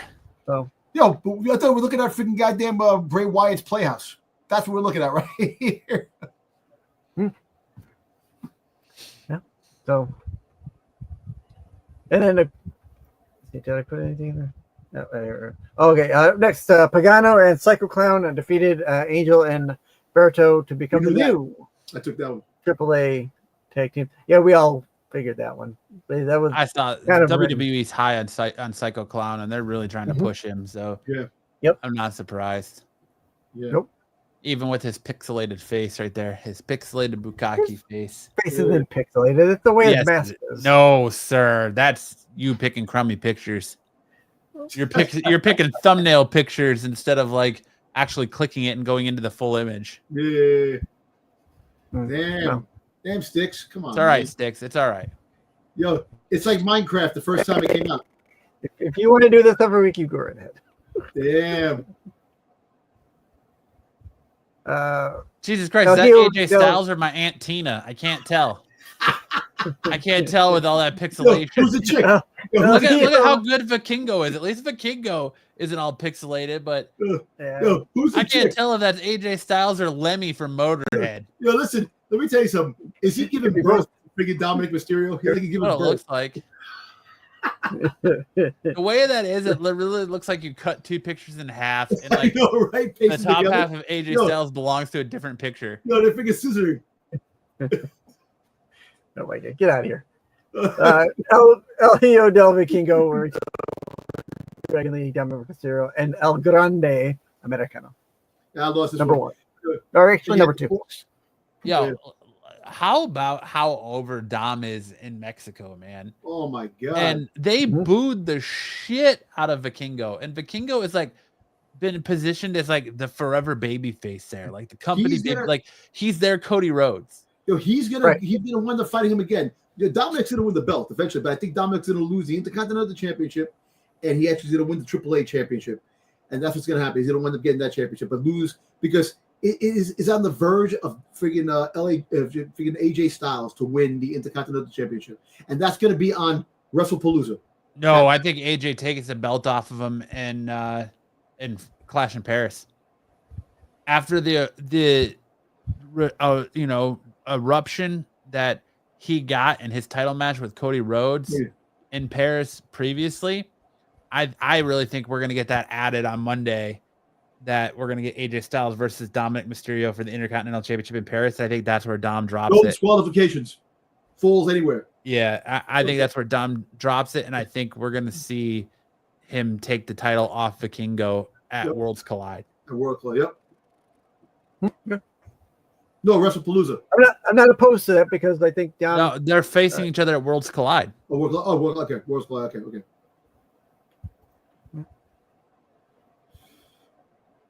Okay, quick. All right. So, well, let me go back. Matt won. Matt and Styx tied. Yeah, me and Matt tied up for totals. Did we really, or is this just another case of Styx math? Nope. Yo, we did. What are you doing, Steiner math? 40 and 47 is like 100. Yeah. Yeah. He does Steiner math. There you go. So we will share this belt for Triple Mania 33.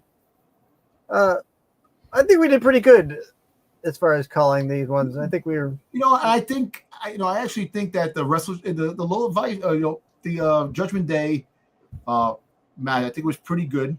That was good, and getting more spotlight for Lola Vice, which people really like Lola Vice. I can see her coming to the main roster pretty soon. So yeah. We'll see.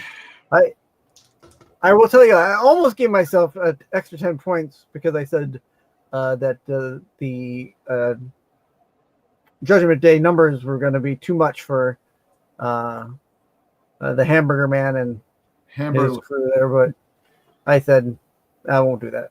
Well, you know what? Listen, I'm lucky I made 30 points because if it wasn't for the 10 points you gave me in the beginning, I would have 20 points, man. If you're going to give yourself 10 points for saying that the numbers game was going to be too much, you should have given me an extra 10 points for saying that all 4 El Grande Americanos were going to come out and get involved. Exactly.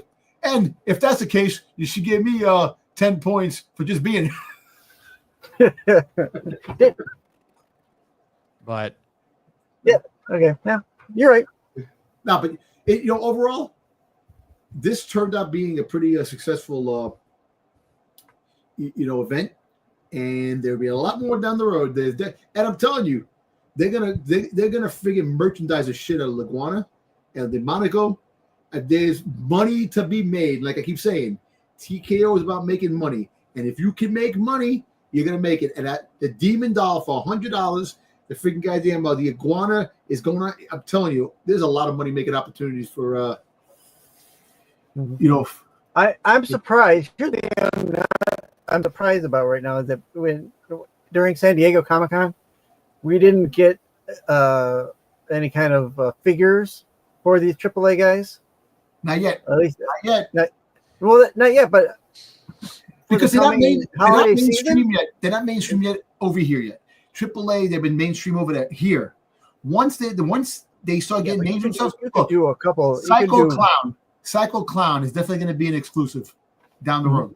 Guaranteed. I think it's because WWE technically they're still in the process of buying AAA. Like it hasn't officially gone through. It hasn't. The ink isn't dry. Imagine AEW comes out of nowhere and takes it underneath their skin. So I don't think WWE is going to go as far as like making figures and adding these guys into the video games and all that until the deal is done. Exactly. And some of the guys that they are promoting, Psycho Clown, friggin' Iguana, Mystery Iguana, there's a lot of possibilities. So Otis came out. Who did Otis fight? Otis was part of a match. He was in the Battle Royal. He was in the Battle Royal. Yeah. So, but like I said, a pretty successful event. And for WWE, hopefully we get more of this cross action. It's pretty cool. I don't mind some of the WWE guys going over there, but I don't need like half the card being WWE versus a AAA. I know. You know what? Listen, my thing is that all the luchadors, those guys are really good. So you could actually bring these guys into the main rosters and really have. But look, the whole Grande Americano thing is like turning out to be It's successful pot. It's people are guessing, people are doing things. It's really taking off. Can't wait till Chad Gable comes back and says, "What the hell is going on?" Yeah. It's me. It'll be the El Grande Fatal 4-Way. Exactly. Fatal 5. There's 5 of them. Who's the fifth? Who's the other one? Right? There's Chad Gable, Ludwig Kaiser, Pete Dunne, and oh my god, I just said his name. What the hell's his name? Rich. So there's only 4. Yeah, there's only 4. Regardless, But there's potentially going to be more. So yeah, maybe. Telling you, man. Crazy as it is. Mello Hayes.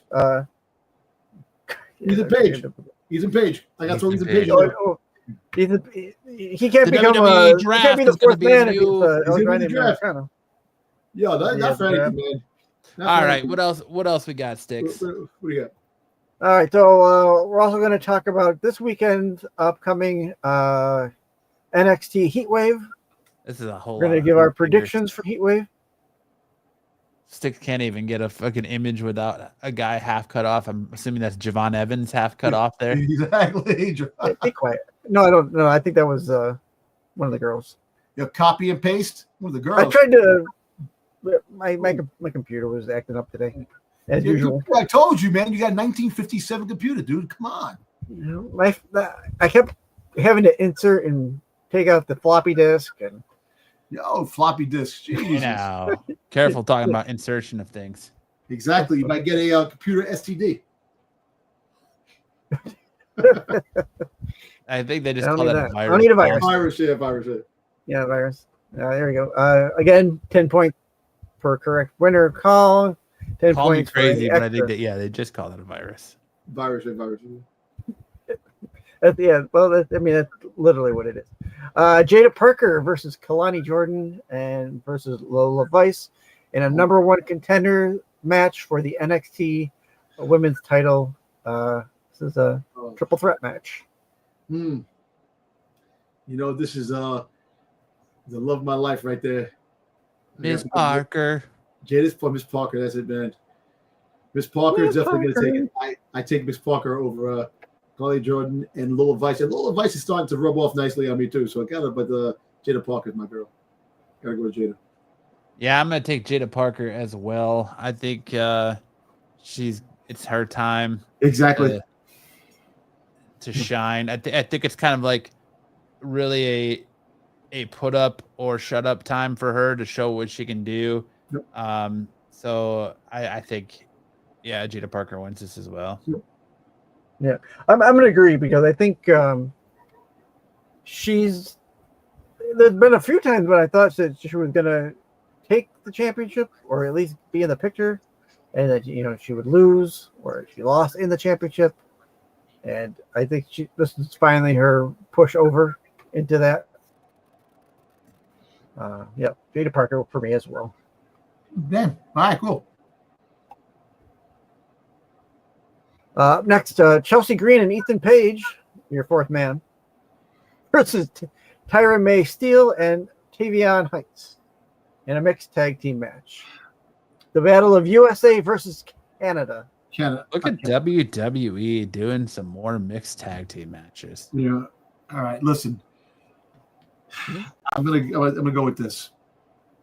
I want my boy Ethan Page to win, but I think they're gonna lose. I think as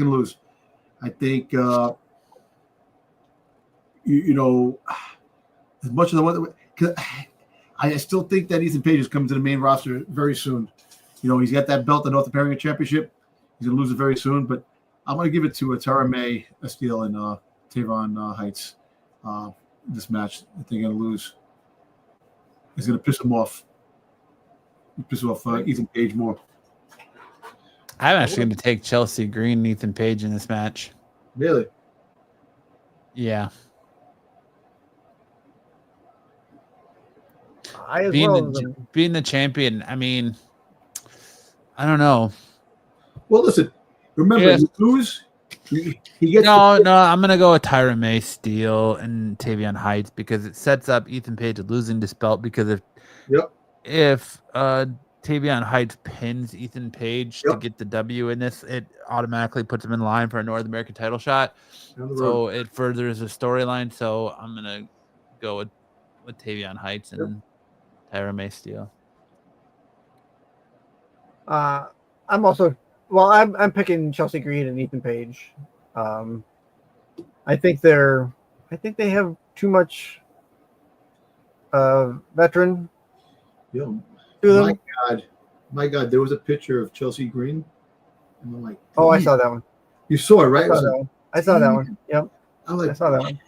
You know, she always playing like God bless Canada. But you know what, man? She is a sexy woman. You know.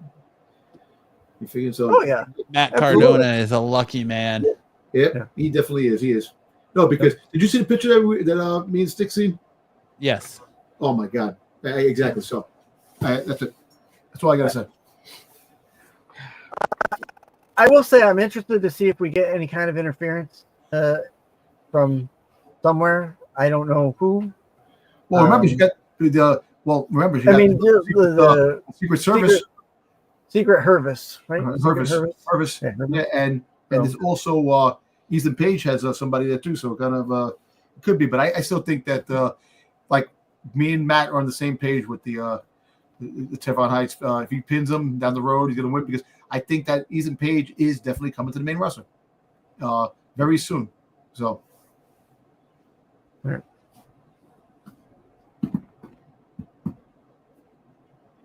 Hank and Tank, tag team champions versus two members, undetermined right as of right now, who of Dark State. I think Hank and Tank are going to lose these belts to Dark State. The numbers games are going to be too much for them because the other members are going to get involved. I don't think that Hank and Tank have worked out as NXT championships the way WWE had hoped, and I think they're going to take the belts off them and put them on Dark State. Yep, I think the same. I think the same as well. I don't think they've been a horrible tag team, but they haven't been a good complement or follow-up to Fraxium. Fraxium definitely. No, they have not been a good follow-up to Fraxium. So I agree. So yeah, all of us are taking Dark State. Good. Jordan Grace versus Blake Monroe in a grudge match. Okay. I think I'm giving this to Jordan Grace because Jordan Grace has been getting the dirty end of the stick in a lot of matches. I think she gets the win because they have to push her because I think she's coming to the main roster too. That's another because they got her stakes has to get a little higher now. So I think she wins over Blake Monroe. This is a hard one for me, honestly. I'm gonna take Blake Monroe on this over Jordan Grace.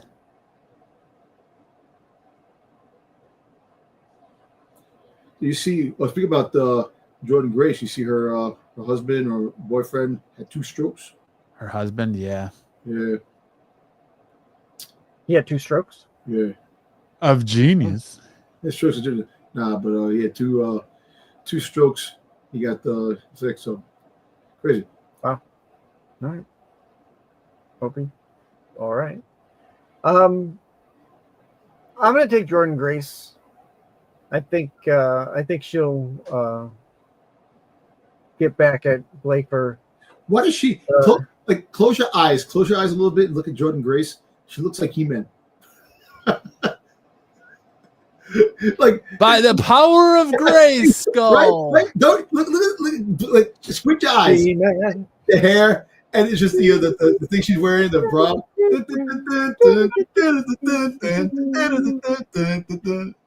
I guess. Yeah, I mean, And the haircut. Just the haircut, the way the hair falls. The hair, yeah, I see it with the hair. Yeah, you see it a little bit? Come on. And the lower body, yeah. All right, yep. All right. Yeah, I'm sorry. All right. JC Jane, champion versus Masha Slamovich and Ace by Elegance for the TNA. What is it? I didn't even write it down. The TNA Knockouts World Championship. Knockouts World Championship. I think Marsha Simonovich wins. Yeah, I think Slimovic is going to win this also. Yeah. Because she's going around with the they got to get rid of the belt. I think, like I said, Trick Williams has the championship. So I think if she loses the belt, and she's still the NXT champion. So that's the main thing. So I think she's going to lose to my girl, Jada Parker. And Jada Parker's going to eventually finally get a championship. I got JC Jane retaining without the interference from the crew there. One of them. Doesn't matter who. Interesting. Yeah. I think it's going to keep with the narrative of TNA, WWE being two separate but equal, and whereas sometime down the road it's going to be, they'll have to split them up at some point, but right now keeping it like this is still in the cards for these belts, especially with Trick Williams too. I think it's going to be interesting. This next match is going to be interesting. Obafemi champion versus Javon Evans. If you missed that match with Javon Evans on Tuesday, go watch it. I know. With Trick. Trick pushed him off. Yeah. Mm-hmm. Holy cow, he was flying over that thing. Listen, man, it was like a whole shit moment. Holy shit moment. Yep. I'm gonna go out on a limb here. Obafemi's been a great champion. For I think the Von Evans wins because I think the WWE wants to push Obafemi, get him to the main roster. Yeah, I agree. I'm actually gonna take Javon Evans in this as well. I think it's time for Obafemi to drop the belt. He's had it for a long time. I think he drops it, and I think oh my god, I almost said AEW. NXT seems to be real high on Javon Evans, so I think Javon Evans gets the W. Right. Javon Evans has been in. He had that one AAA match. He's had some great NXT triple threat matches where the one with Oba, the last time I thought Javon was going to take the championship. I think he takes the championship here. Yep. I got him over Oba because I do agree. Oba needs or should drop the belt.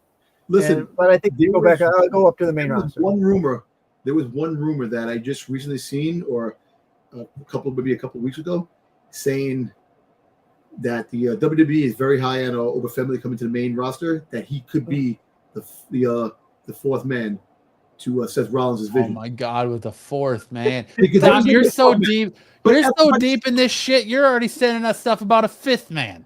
Yo, listen, fifth man. Listen, you got. Look, I'm telling you, man. You gotta breathe new life into this freaking goddamn division, because right now it's not working. So you have to put something that's gonna make it energize the freaking goddamn team. I'm just saying, you're so deep into this. You're so deep in the closet of fucking this fourth man shit. You're finding last year's Christmas presents. I feel like Io Sky right now. Yeah, you're so deep into it. You're already talking about a fifth man. Hey, listen. I shouldn't say it, but we haven't heard anything about the draft tonight. So, hey, you just said it. Yeah. I know, but you haven't said it. There'll be the draft at the end of the year. I was going to talk the draft, but we actually did talk about it. But in fact, a little bit. Yeah, nothing big. So this will be our point system going forward for next week. See how we do. Who comes in? All I know, boys, is I'm a four-time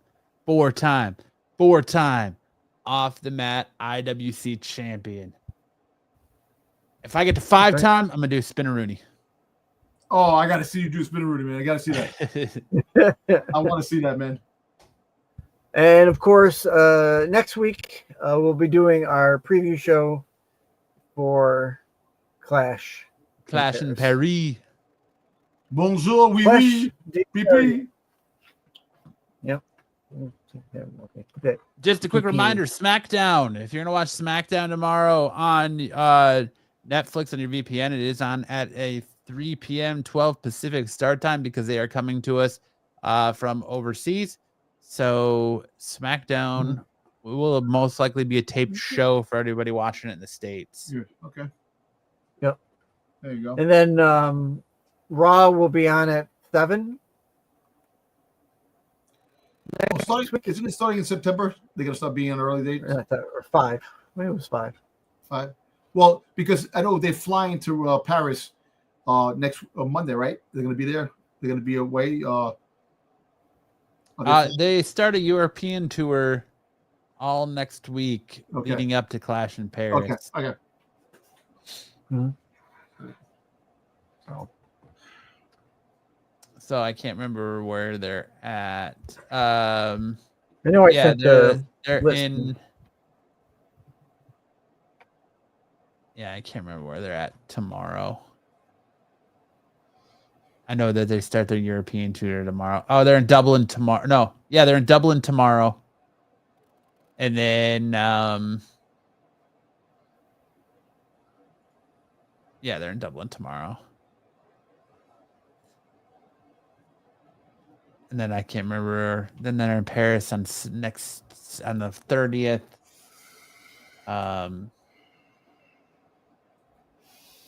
So yeah, they're in the midst of a European tour all next week till Paris. Yeah. So okay. So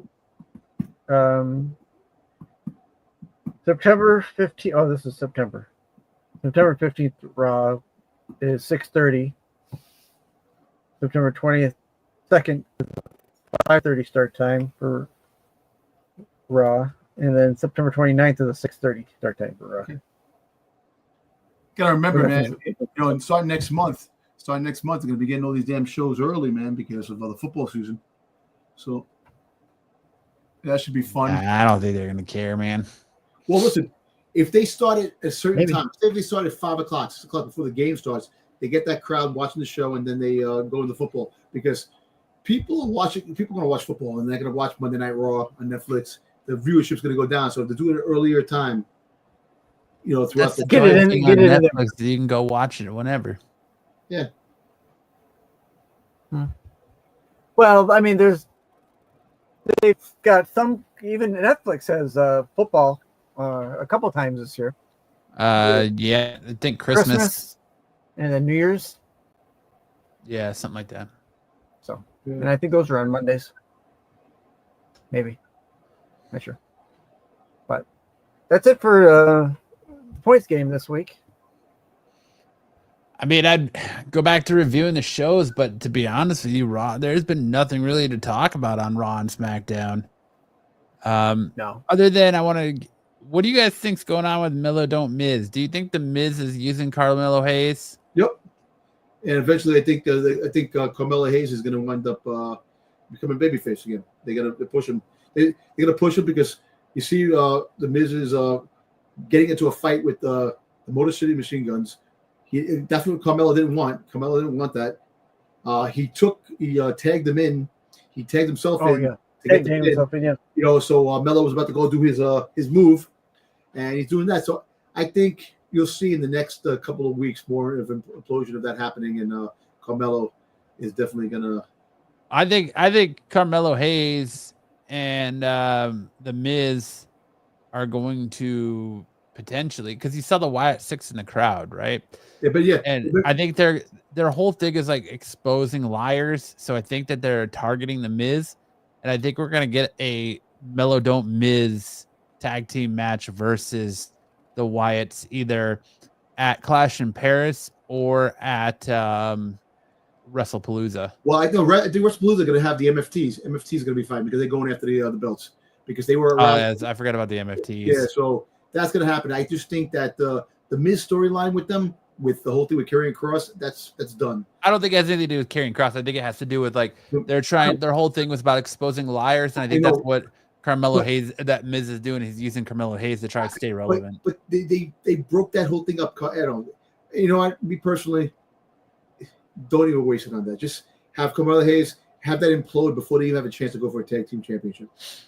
Have that implode and have them fight, because the Miz is on his way out, because the Miz was filming American Gladiators, a new American Gladiator TV show. That's why he was out. 2 seasons of it already. Yeah. So he was doing that to come back. You know, you push the Miz. You need Miz in a feud. So him and Carmelo Hayes are going to go at each other. You know, that's going to be a feud for a couple of months, a couple of weeks, or whatever, a couple of months, whatever you want to do it. They need something for Miz. They need something for the Miz. They need something for freaking Carmelo Hayes too. I'll tell you, man. El Grande Americano, Carmelo Hayes, have one of the freaking Grande Americanos. That's what we need. Another El Grande Americano. I'm telling you, man, there's gonna be a bunch of them. You're gonna have a freaking goddamn Royal Rumble of America. Look, Royal Rumble next year. He goes, El Grande Americanos number 3, El Grande Americanos number 6, El Grande Americanos number 9. Yeah. Yep. And winner, El Grande Americano. You're gonna have Mark Henry come out as El Grande Americano. Yeah, I don't need all these El Grande Americanos. No, thank you. Yep. So, yeah, I mean, aside from like what we talked about during the thing, they all form to be Venti Americano. Yeah.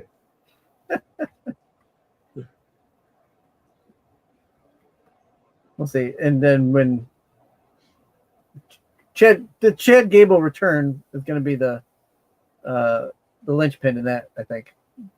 Chad Gable's not going to return until probably sometime next year, towards WrestleMania in April or February. I think he'll be back before then, but we're gonna get Dragunov return as an El Grande Americano now too. Maybe, because actually it's in a. No, actually, you know what? You might get Dragunov coming back if we get AJ Styles beats Dirty Dom. He comes and attacks AJ Styles, and that's going to be your next opponent fighting each other. Dragunov and AJ Styles. Styles and Dragunov. Yeah. That could be a potential a good fight right there. Coming back. Drake. You know, Dragunov the 6-man. Yeah, and look, so really quick, Crash in Paris, do you expect anybody big coming back? Anybody showing up? Like anybody? Do you think Karrion Kross comes back in Crash in Paris, or they wait to bring him back? If they do bring him back, Survivor Series. No, they're going to bring back Jacques Rougeau.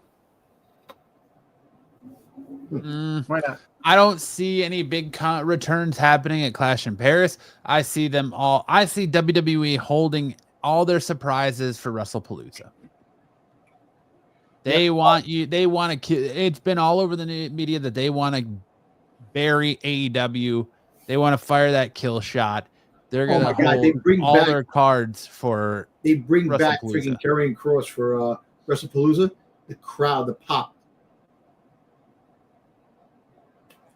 Listen, we'll see how loud. Like the U.S. crowds have been absolutely abysmal lately. Like I'm ashamed compared to when they go overseas. We'll see how loud the crowd is tomorrow night. If there's a lot of "We Want Cross" chants, but the WWE crowd in the U.S. has been abysmal lately.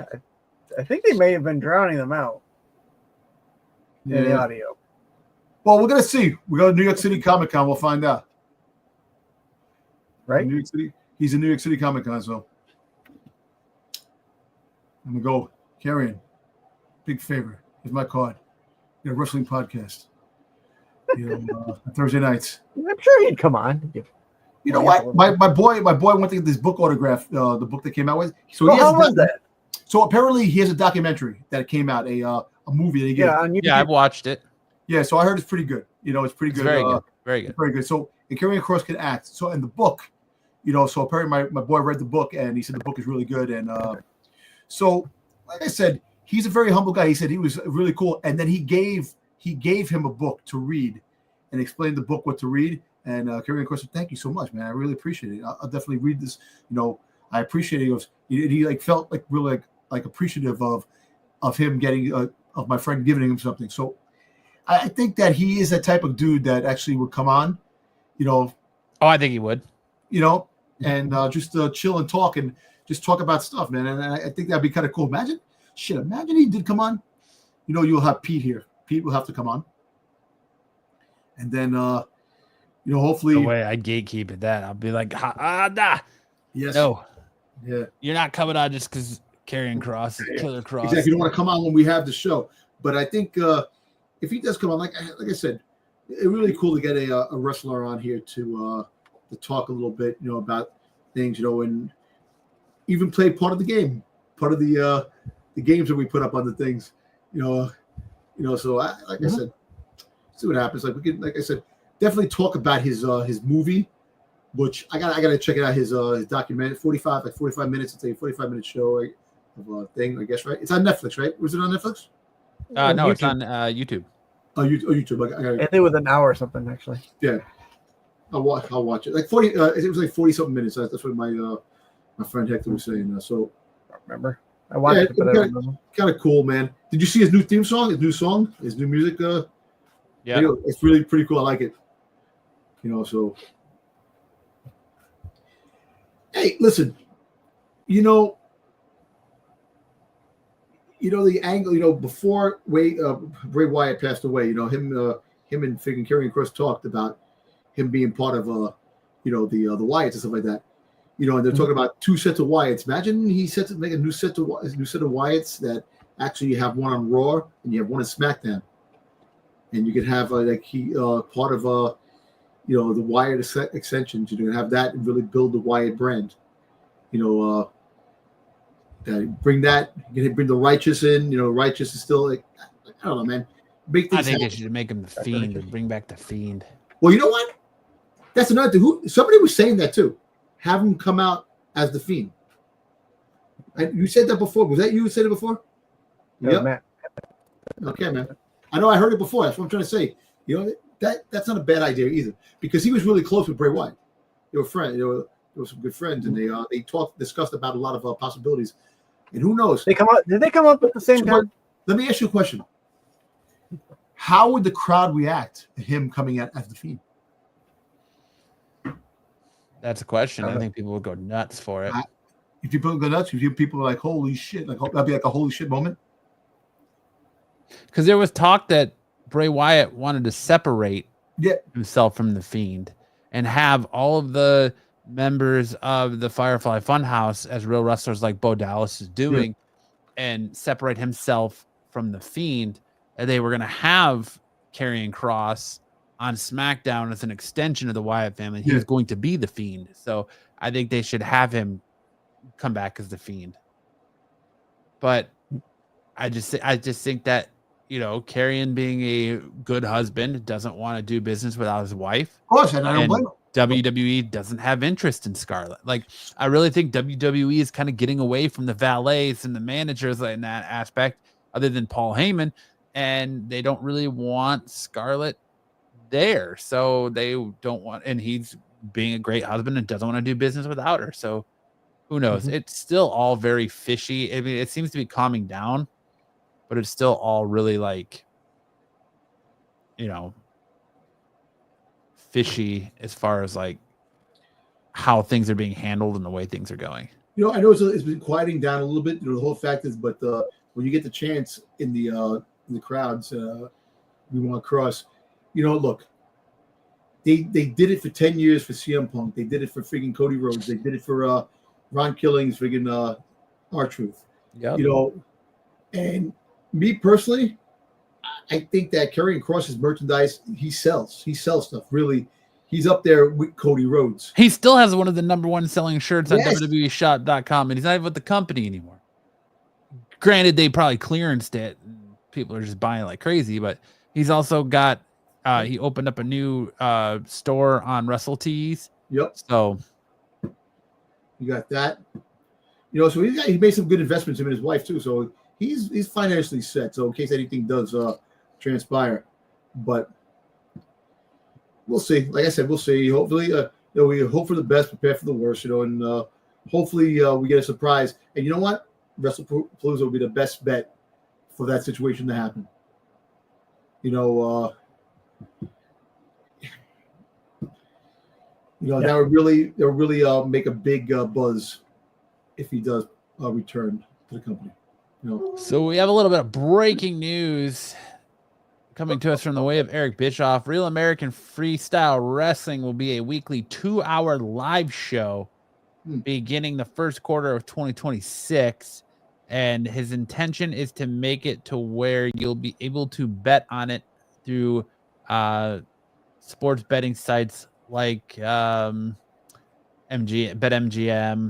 FanDuel. It's fake. How do you bet on wrestling that's fake? Because this isn't fake. This is Olympic style wrestling. This is not pro. This is pro wrestling, not pro wrestling. Okay. All right, that's pretty cool. Right. But all right, Styx, Dom, anything else you boys want to touch on, talk about before we call it a night? Nope. No, just looking forward to like these. Actually, you know what? Now I'm really looking forward for WrestlePalooza. The hype around it. I still can't stand the fact that the seats are $5,000, $6,000. Just to go see it, it's going to be a most hyped pay-per-view. Insanity. It is insanity, and it sucks. Like I said, the poor wrestling fan that is phased out because they can't afford that, or it's just outrageous. It sucks. But this, like I said again, corporations do this. They jack prices up. They put more of the merchandise out, and it's hard to obtain. But let's see what turns out. If WrestlePalooza becomes out to be a really great event, you might have a WrestlePalooza down the road, another WrestlePalooza out of the gates down the road somewhere. But we'll see. Yeah. Great.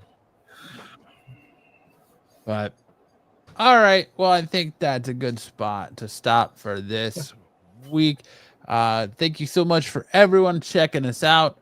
For Zaggy in the chat. If you are just finding us and you like what you see, make sure to like and subscribe button on your way out for all of your wrestling related content. If you want more from Dom and Styx, you can catch Styx every Tuesday night over on his channel for his Wee Who Doctor Who crew or whatever he's calling it this week.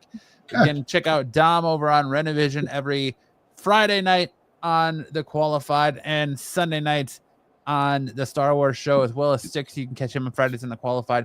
You can catch me here on my channel all week long, giving you all the good comic book, geeky, and wrestling content we can. You can, of course, catch us all right back here next Thursday night for another episode of Off the Mat. Gonna go over and do our match card predictions for Clash in Paris.